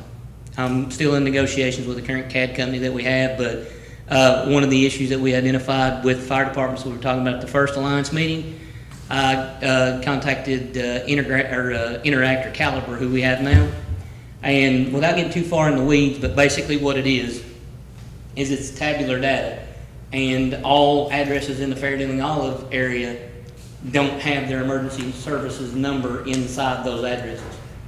So we will have to manually fix every address point, every road range, every possible place we could send a fire department in Fair Dealing Olive, or pay Interact to do it because we didn't buy the mapping portion. So the more we dig into it, the less product, less service, less things that we have. It's costing us more to get them to fix our problems than it would be to replace it at this point in time. So moving forward to get it programmed the way that it needs to be, because it was basically taken out of the box, sat there and said use it. It was never programmed to fit the needs of each department that uses it. And we're so far into it now with all of the information that's in, like the presentation that I gave you about the mapping and the issues with the emergency services zones and those corners being where you got 4 or 5 fire department zones meeting in a corner and no real way to separate that. So those issues may be cheaper to get with a new CAD vendor, get those things fixed as part of an RFP process than to keep paying this company to work on fixing those problems at an astronomical rate for service, because we don't have service on those particular things we're asking for, like the map. There's no mapping service on it. So whatever they want to charge us is what they're going to charge us, and they've not gave me back a quote yet to tell me what that is. But it would be an easy fix for them because they could batch fix that. Program one time, drop those numbers where they need to be, whereas it's manpower to sit there and put those in manually each time. So where did this $2.5 million number come from? Just an estimate of what I think it will be, based on systems that I've replaced before and things that we've needed. So we haven't done RFPs on it yet? No, not yet. We're not to the point to do it. It could be less, could be more. And anything that we can get during the grant period, we would get there also. Yeah, the only We go one- shopping for grants as well. The only number that is a known number is the multi-facility building. We just bid that. That's 2.1. So we know what that cost is. Now, that can change with a change order, but that's a known cost. The other projects are estimated. But, you know, I have to have, in order to answer your RFP question, I have to have permission from the court to enter into those processes. So if that's something that you would like for me to do, we need to do that. Thank you. Let's see. So those are the big projects we've got, just to give you a more detailed look on some other stuff. We've got the boulevard. What we intend to do with the boulevard and the left turn lane, the discretionary funds, it was $667,000 that we got for Hauser Road. Appreciate it, Chris. For Hauser Road. We're gonna use, once we pave and replace the bridge on Hauser Road, we get those monies back from the state for those discretionary funds. Then we're gonna turn around and use those dollars, put those dollars to Hauser Road, or I'm sorry, Boulevard. We're still waiting on Delta Regional Authority. That's probably anywhere from $200,000 to $300,000. But we would basically put the remaining dollars on the discretionary funds with the DRA monies. Or I've talked with Wendy. We got our discretionary funds from Sid Darnell Road, which is about a little over $300,000. So that means that she doesn't have to dip into her reserves. So those reserve dollars, she's gonna do her best not to dip into those. And we can use those reserve dollars, along with the remaining dollars of the discretionary funds for the right and left turn lane. So that's where we're looking at with those dollars. I'm trying to think of what else. As far as projects, I think it's majority of them. What about our West Marshall water? West Marshall Water. Yeah, the water tower that's been there for however many years, not doing anything. I know we had issues with the lines going out from City of Benton, supplying that on Simpsonia Highway. You talking about the Oak Level? Yes. Okay. Well, that is the Benton's water.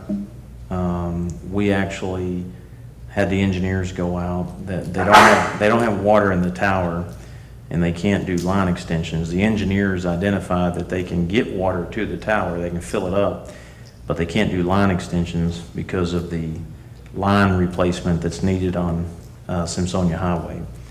The reason that, in discussions, the reason why we offered such a great deal on the Interceptor project, which is about $700,000 project with zero interest, is so that they can focus on their other projects like that project. That project, to do those line replacements for the city out on Simpsonia Highway, is anywhere from $2 to $3 million. I mean, so that's a big project that they're looking at.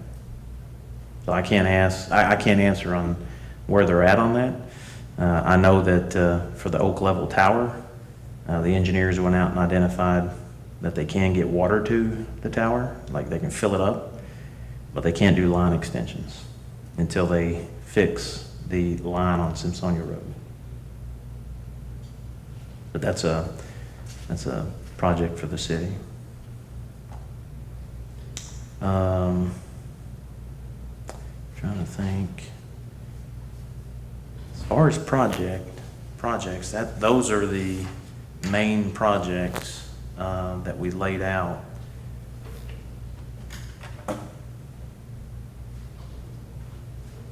So when you look at those projects and you look at the totals, depending on what you pick, the multi-facility building at 2.1, line extension, the Southwest one is at 2.2. Again, that's an estimated. Chad said we're going to be going to bids. We should know that by November. The sewage, whichever one, that's going to be whichever project. And that's one of four, or that could be multiple, right? Those are not, or is it? Like if is the 1.869 every? That is all of the red line on alternate B, and that would be the branches. So you would pick up, you would have your main line coming into the lift station. It's going to be gravity fed to the lift station, and then your main line going back to the plant. So that's the entire side of 68 on the Griggstown side. Yeah. And then if you did the entire side of the park side, you're looking at 1.5, and that's not catching. See, and it's terrain. Some of this is terrain. So when you come across the interstate, what's the vacant lot there on the right? Mm-hmm. All right, the way the terrain falls, water flows down. It's a deep terrain down in there. So you're going to have to. There's going to have to be a lift station put in there just to pump it back up. So that's a totally different project. That's not even on here. Yeah. The and the park subdivision is is not on any Right. of these, right? Right. None of this that he's looked at so far picks up that subdivision. Right, the subdivision would be able to tie in, but the district is gonna have to go through and, in a separate project, to capture all those homes that tie in. It will allow, if you did, alternate A, it would allow the district at a later date to capture that subdivision to be able to tie into that line. I guess that's what I'm looking at is, you know, I know in the past, Randy has mentioned several times that what they need is the residential, not more grease trap type. So, you know, of these projects, none of those pick up residential for those guys, do they? Well, and when we first started out, I would say that that would be an accurate statement, that they needed more residential because of the BODs. But since I mean, we're at 100% compliance. Once the PLC was put in place, and Jonathan stood here on his phone, and that CAP action plan that we put in place, the Department of Water, we're 100% completed. So what that means is our bugs aren't dying. So they've done a really good job with the fats, oils, and grease going to the businesses and monitoring them, that they're not putting those oxygen-depriving substances into the plant. As they expand, they can pick up more businesses because they're going to continue to use the fats, oils, and grease and the same methodology that they're doing now. What they need is customers. And really for us on these projects here, I think we all agree, it's crazy that we don't have sewer on that side of the interstate, especially with 69 and what's getting ready to happen with 641. You know, growth is coming, and we don't have sewer on that side of the interstate to capture it. You know, the black alternate A, the all black line, that's our park. At some point, you know, it's close to 20 years. I think it's been there, maybe 18 years.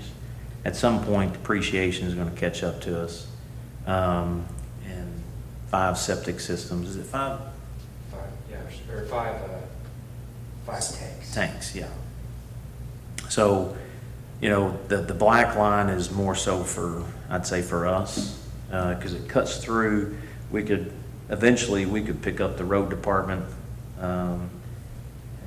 That's on our property. And it picks up the multi-use. Yes. Well, that's the red, but See the black. the black goes, yeah, the black comes through. It's the road that gets back there. Yeah, you'll see it goes behind the road department. The engineers didn't realize that we own the front. So that line would actually change. We could cut across the front of the property. Now, just to keep simplicity for getting sewer under the interstate and say to our property on this side, Griggstown side, you know, Project C or Alternate C is the most economical approach. And I talked to Chad this morning.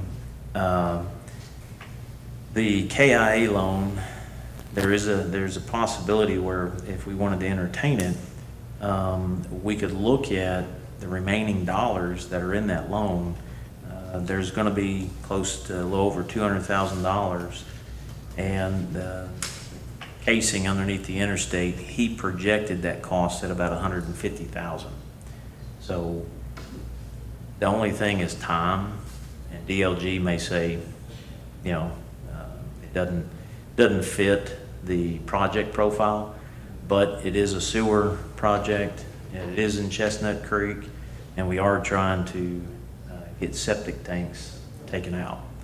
And even if we did the alternate C, we'd be eliminating at least 2 septic tanks. So, I mean, I feel that it'd be worth the opportunity to at least submit a change order and see what DLG says.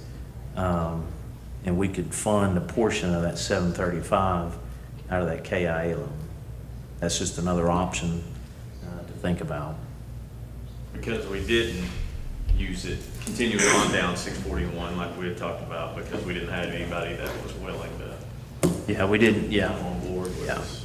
Yeah, I think that was a $600,000 overall project, and that didn't happen.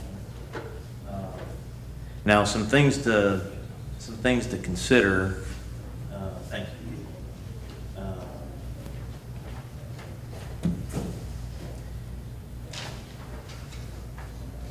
Okay, so in the process of identifying the costs of these projects and looking at the totals, you can do the math on this. You know, the multi-facility at 2.1, the line extension at 2.2. If you chose alternate C at 735, Jonathan Creek at 500, and then the upfit at 2.5, 2.7, you know, you're a little over 6 million just on those projects. If you look at additional items to consider, we've got the increase in retirement costs over the next 2 years, and we're estimating that at $400,000. So if they keep increasing at 12%, that's what we're estimating. So that's about a $200,000, a little bit over $200,000 each year. Where would the debt service come from? Huh? Where would the debt service come from on this? For which? For any of these, really? For the projects? Yes. The bonds? Oh, you're talking about the debt service? Yeah, the debt service. on the- Yeah, that's the next slide. We're going to get to debt service. Well, let's just go ahead and jump to the debt service. Sorry, we're having technical difficulties. So we do have some known potential funding sources. So the Port Authority monies that we talked about earlier, about $900,000. The insurance monies on the multi-facility, which is approximately $400,000. The schools portion of the sewage on the KIA project is approximately $740,000 to $840,000. The spring discretionary funds, that's what I talked about with Hauser Road to 667. Those dollars we've pretty much identified for the boulevard and the left and right turn lanes. The potential Delta Regional Authority, if we get approved for that, we anticipate $200,000 to $300,000. And again, if we get that, that would go to the right and left turn lane, which that would free up those reserves. So if we don't get that, then we'd be looking at those reserves that Wendy has. The occupational tax investment, $3,080,000. We made about $80,000 off of that. Now, of that, we've got now 2.1 is what we're paying on the multi-facility out of that OTA investments. And then bonds. So, you know, we were originally looking at 3 million, and then we went ahead and decided to look at 7.3. I was telling them, Justin was at the training where, you know, recent bonds went at anywhere from 1.7 to 2.2. So the rates are extremely low. So if you look at this and look at our current debt, we're really good. We're sitting really good with our debt. I made some notes here. So you've got retirement cost, obviously. We discussed that as additional things to consider. The payoff on land purchase loan, which is the payoff is $2,480,500. And one of the things that we could potentially do we read the resolutions today. If you think of the line extension for Southwest One, the water and sewer project, that's estimated at 2.2. The IDA out of the RDAP is 152,000. So there's 152,000 that we would be able to get annually.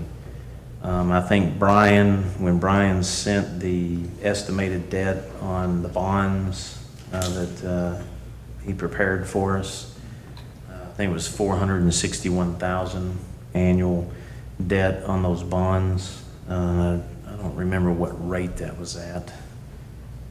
It was higher than what It was higher than what Probably we're seeing, something. yeah. So, the interlocal agreement, or the agreement that we have with the city of Benton, on the interceptor portion, that's a little over 2,000 a month, so anywhere between 25, 30,000 annually. So you can add, put that down.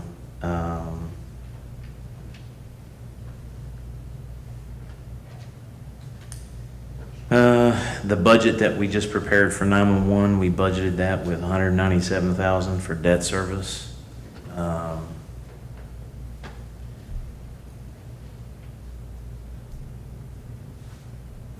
Okay, yeah, you don't have to stick around, Jason.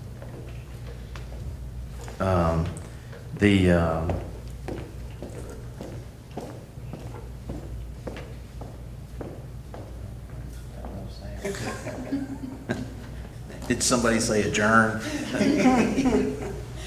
What was I saying?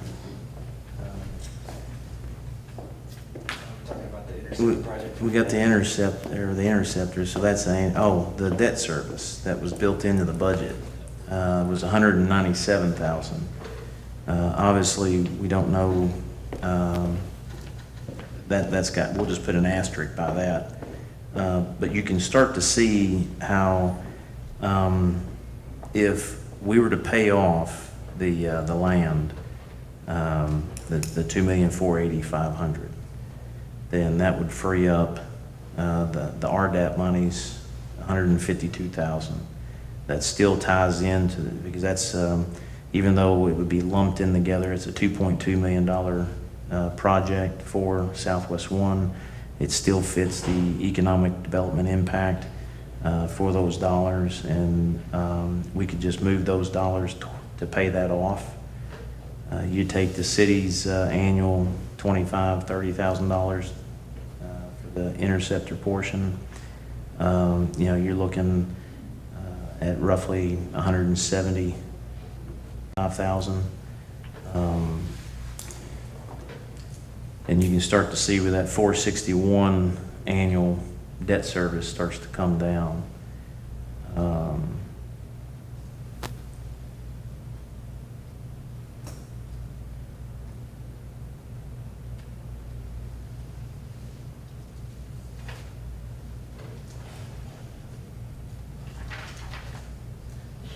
And of course, additional items to consider, other aged buildings and infrastructure, and potential for unforeseen events.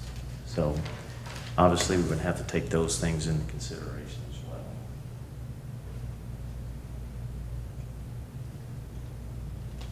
Now, if everything were to work out in the perfect world, we're subsidizing 911 anywhere from $400,000, $300,000 to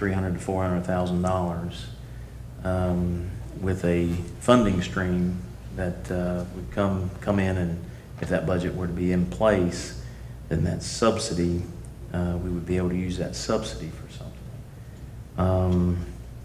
There is discussions on the General Assembly, I think, is going to be talking about the gas tax. The Judge Executives Association meeting I was at 2 weeks ago, something that they're going to be discussing.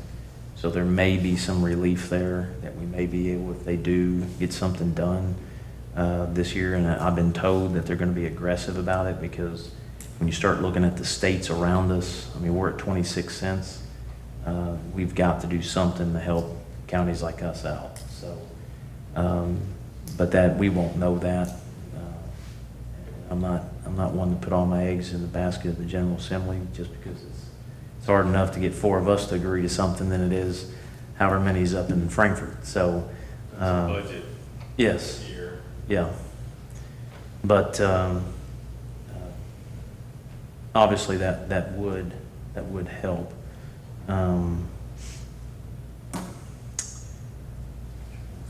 else?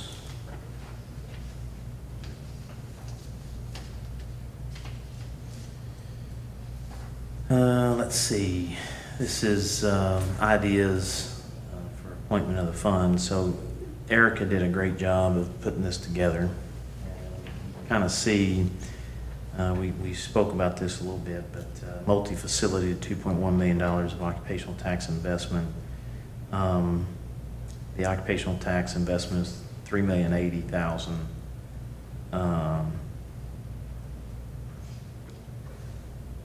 The land purchase on the loan, it kind of breaks out where we could take some of those monies to pay off the land purchase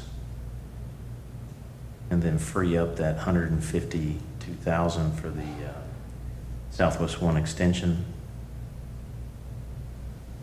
667, the Boulevard, we've got that covered. I think it came in under $500,000. It was like $450,000. So the remaining dollars would go to the right and left turn lane. So we discussed the $200,000-300,000 possible Delta Regional Authority, and then the bonds.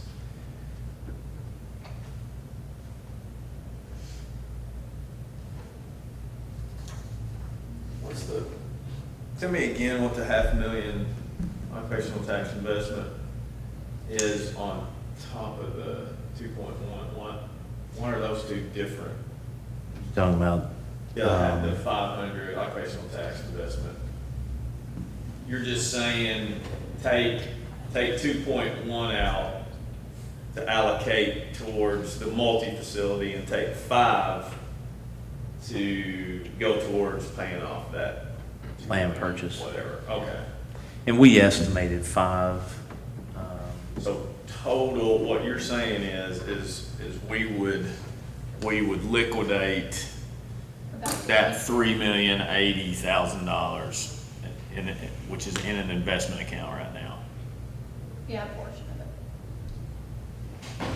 A large, the majority. I was about to say, it looks like all of it to me. Okay, so 3 million of the 308.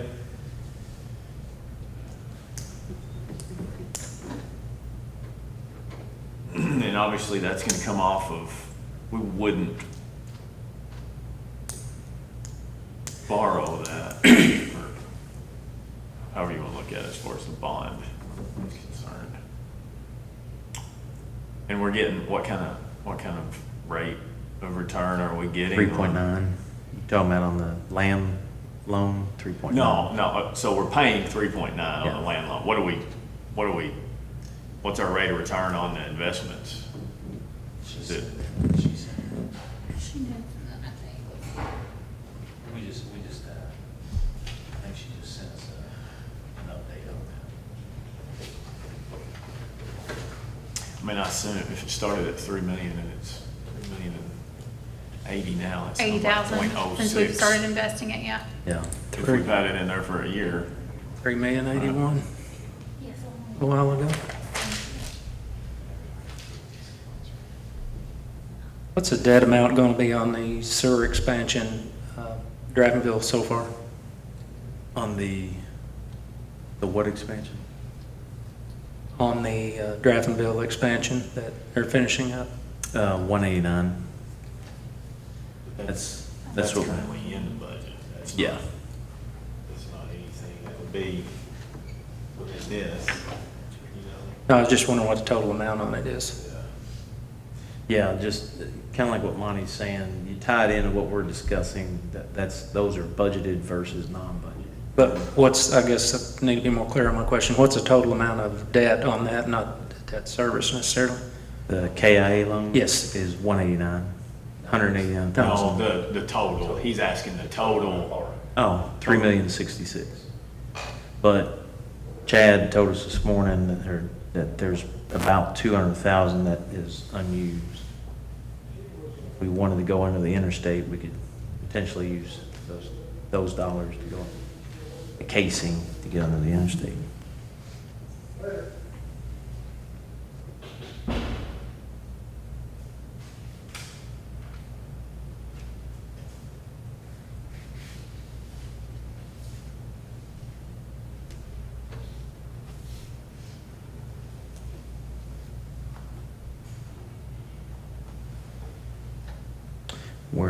Where this all plays in too is obviously the timeline. The biggest one is the line extension of Southwest One. Going into procurement, I believe he said we should know more in November. Bid openings 22nd of October, 3 to 4 weeks after that, so 6 months. He's looking at end of May for the project to be completed. And we've got our first tenant that just broke ground.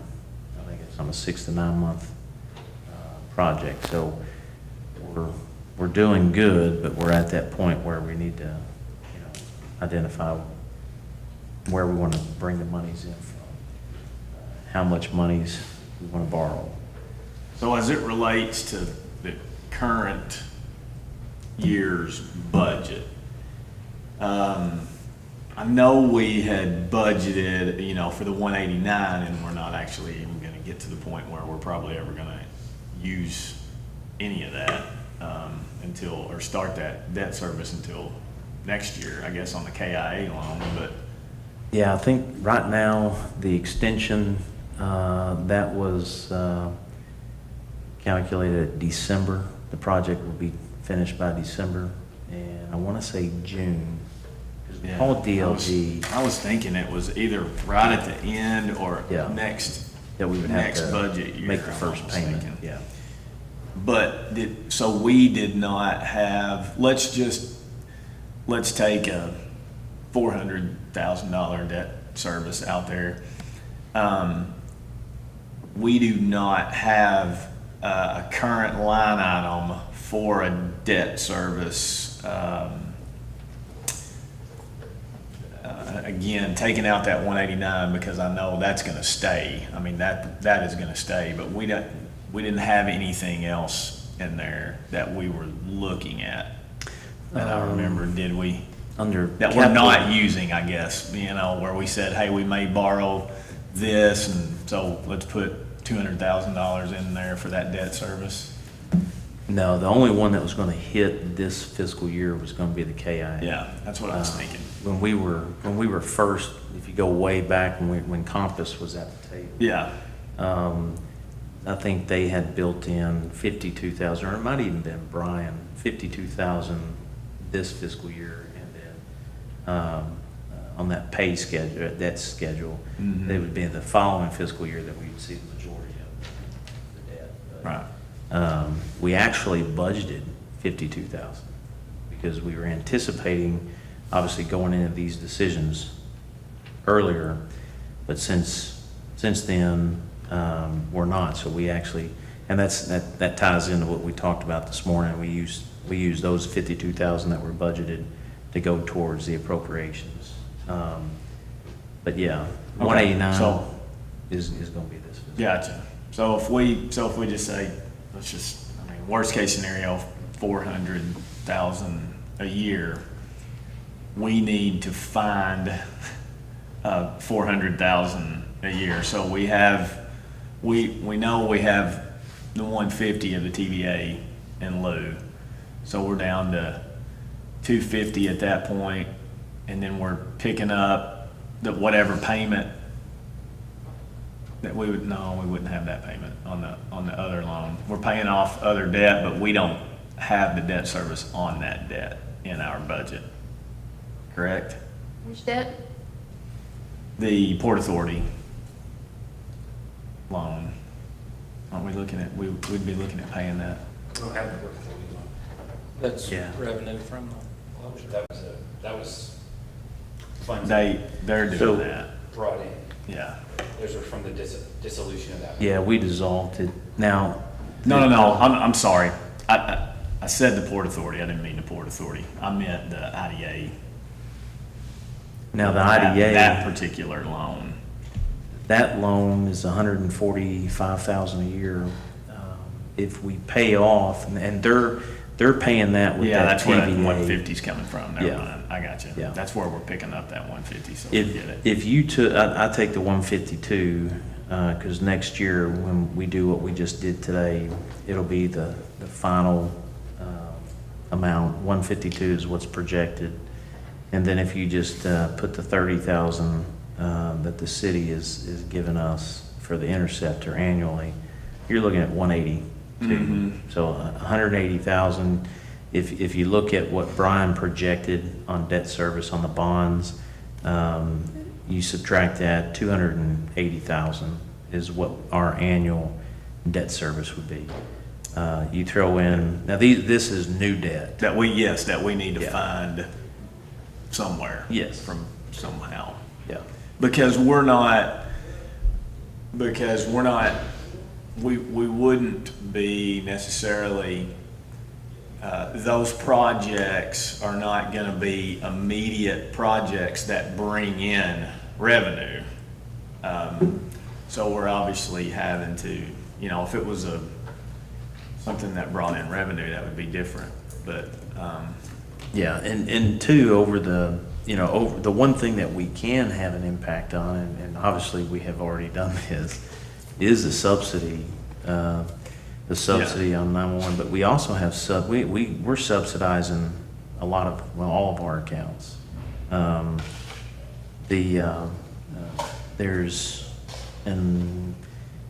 an opportunity, I was talking with the sheriff, he's looking for a place to move his operations. And this is just something that we were discussing. We're bringing in 1.6 million from state inmates. So at the jail, Roger, we're budgeting 1.6 million. Or actually, no, that's the receipts. So we actually brought in 1.6 million. But we're subsidizing close to $700,000. So wherever we have an impact, if it's 911 or if it's the jail, those dollars that we're subsidizing, and we're talking $280,000, even if, now granted, in the bigger picture, you may not see an impact in the first couple of years. Yeah. Because obviously 911 is housed in there. It takes time, obviously, to move folks and to have these projects, but you can start to see where if we start reducing our subsidy on some of these agencies, then we've got the monies in the occupational tax, but obviously we'd rather try to reduce our subsidies so that we're not dipping into the occupational tax. To me, it's really 6 in one hand, half a dozen the other, but that when you start breaking it down, when the rates are, and I know you and I agree about this, and what they just said the other day, when those rates are at that, I don't know if they're definitely not going to stay there that long. If we're ever going to have to, these projects aren't going to go away, and trying to capitalize on the rates, we do have some opportunities to reduce our subsidies to where we can put towards debt service. Now, I think all of these projects that we talked about do have an impact, obviously. So. Yeah. And again, we've not captured the first occupational tax dollar from what is going on currently at Southwest One. Right. So that will begin, and hopefully there are more announcements that increase that as well. We have to make those investments to see that in the future. And again, I'm with you. It's with rates like they are right now, if we're gonna do it, it's the time. I agree with you. how we talked. I think all of us are conservative, but, in mind and thinking, but I think when I was at, They're not, they're not frivolous projects. Right. They're projects that are needed. are needed. Some have been talking about them for a long time. And we need to, we need to remember that, and Jonathan Creek, those folks out there. I mean, it's obviously not, it's your. As long as I've been district, around this courthouse, I mean, it's been an issue, and, seems like they just keep kicking the can down the road and down the road. And, something's gotta be done about it. I agree.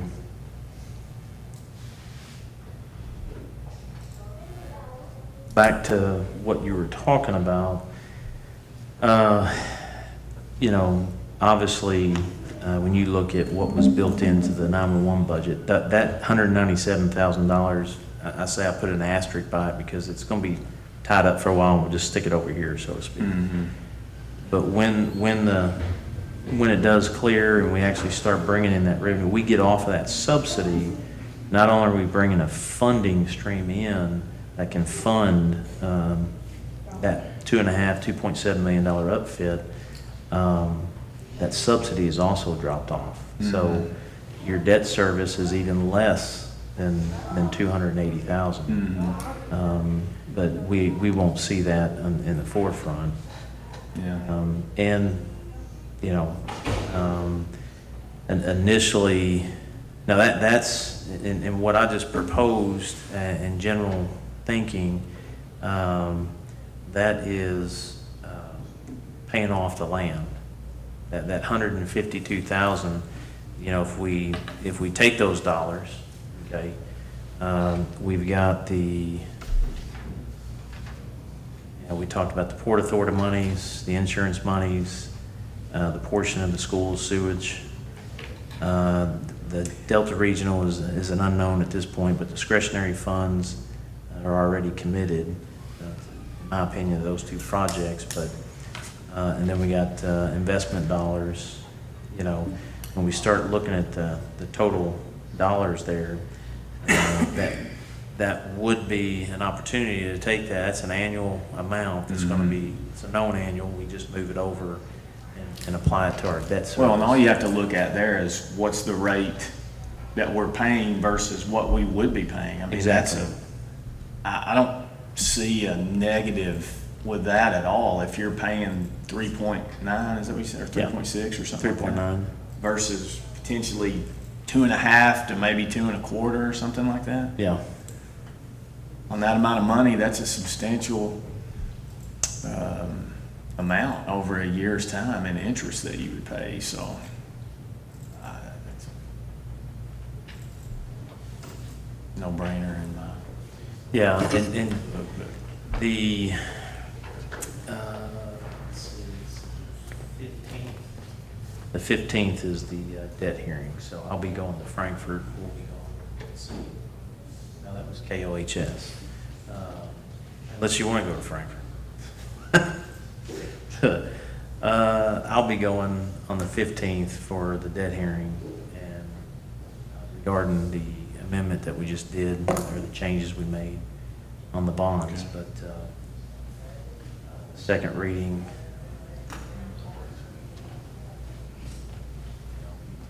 It'd be the 15th, by the way. Is it? Yeah, so we're gonna have to address that. Wow. Today's the 4th, or the 1st. Yeah, we can address it today. Change. Yeah, it is. Well, while we're on that, so I don't forget, because I gotta be in Frankfurt, I can't be at two places. Do we want to move, we need to move the 15th? Is there a day that you guys? Obviously after the 15th, that way I typically know, I'll know the official notification, but 16th. You coming back that day? What time? Okay. Yeah, I'm running up, you gotta love Frankfurt, they put me at 1 o'clock. They were thinking about me.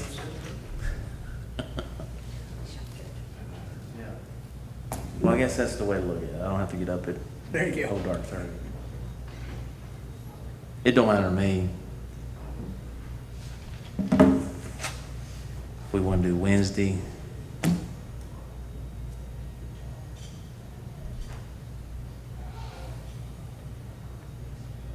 Good with me. Good with me. 9:30? 9:30. Okay.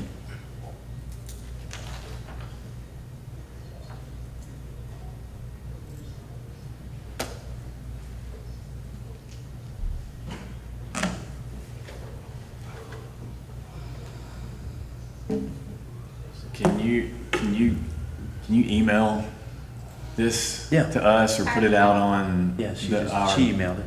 You did? When you guys started talking and taking notes, I just wanted to. Okay. All right. I just I wanna be able to take a minute, or not a minute, but some time and get my thoughts together and maybe sit down with you two just to, so you can, if I have any questions, you can explain. No, that's, Yeah. that is anything definitely before the 16th, because our window is Yeah. closing quick on these Southwest One project. Mm-hmm. Okay.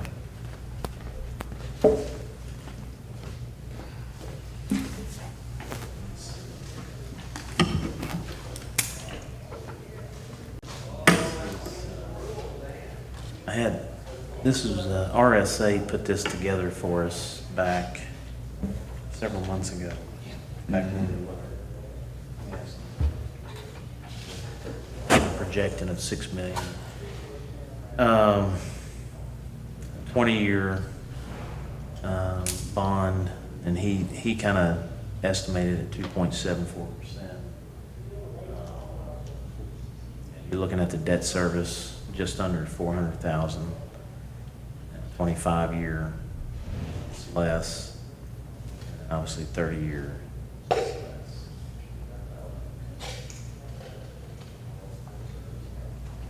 Yeah. I think both of them had he thought he could get somewhere between a 5 and 7 year call on them. So say it's a 7 year, we'd be able to prepay it after 7 years if we decided to do so.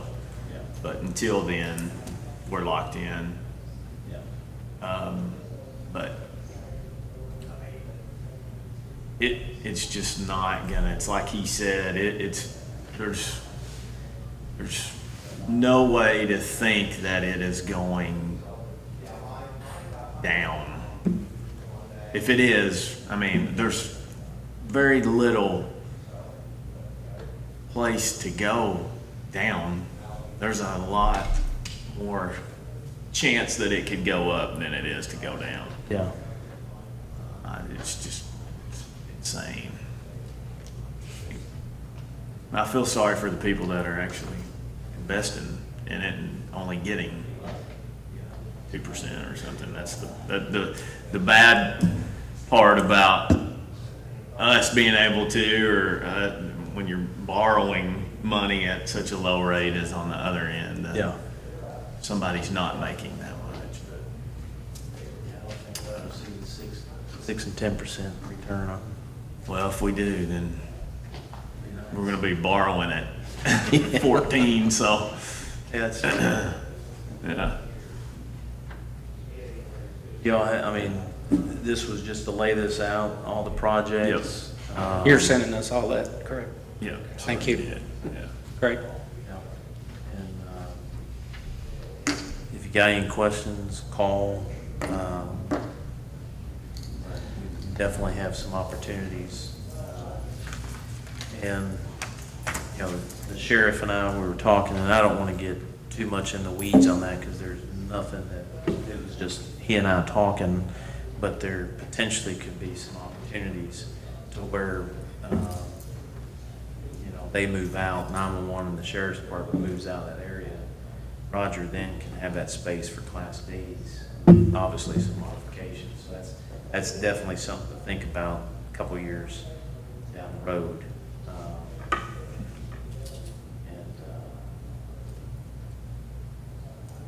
And you got the old library over here that is, they're gonna be moving out at some point. Yeah. From one government entity to another, they do have some flexibility, market value. Yeah. If it was a rate that entertains him, or is an advantage for him, it could be something that we could, if we're gonna be doing bonds, I mean, if he goes out and does bonds, or if, you know, if we're doing it, it's something that we look at, trying to help him there. We know that it'll help us reduce the subsidy that we're doing with the jail. So. Any questions? I can't even think a couple of years down the road right now. Yeah.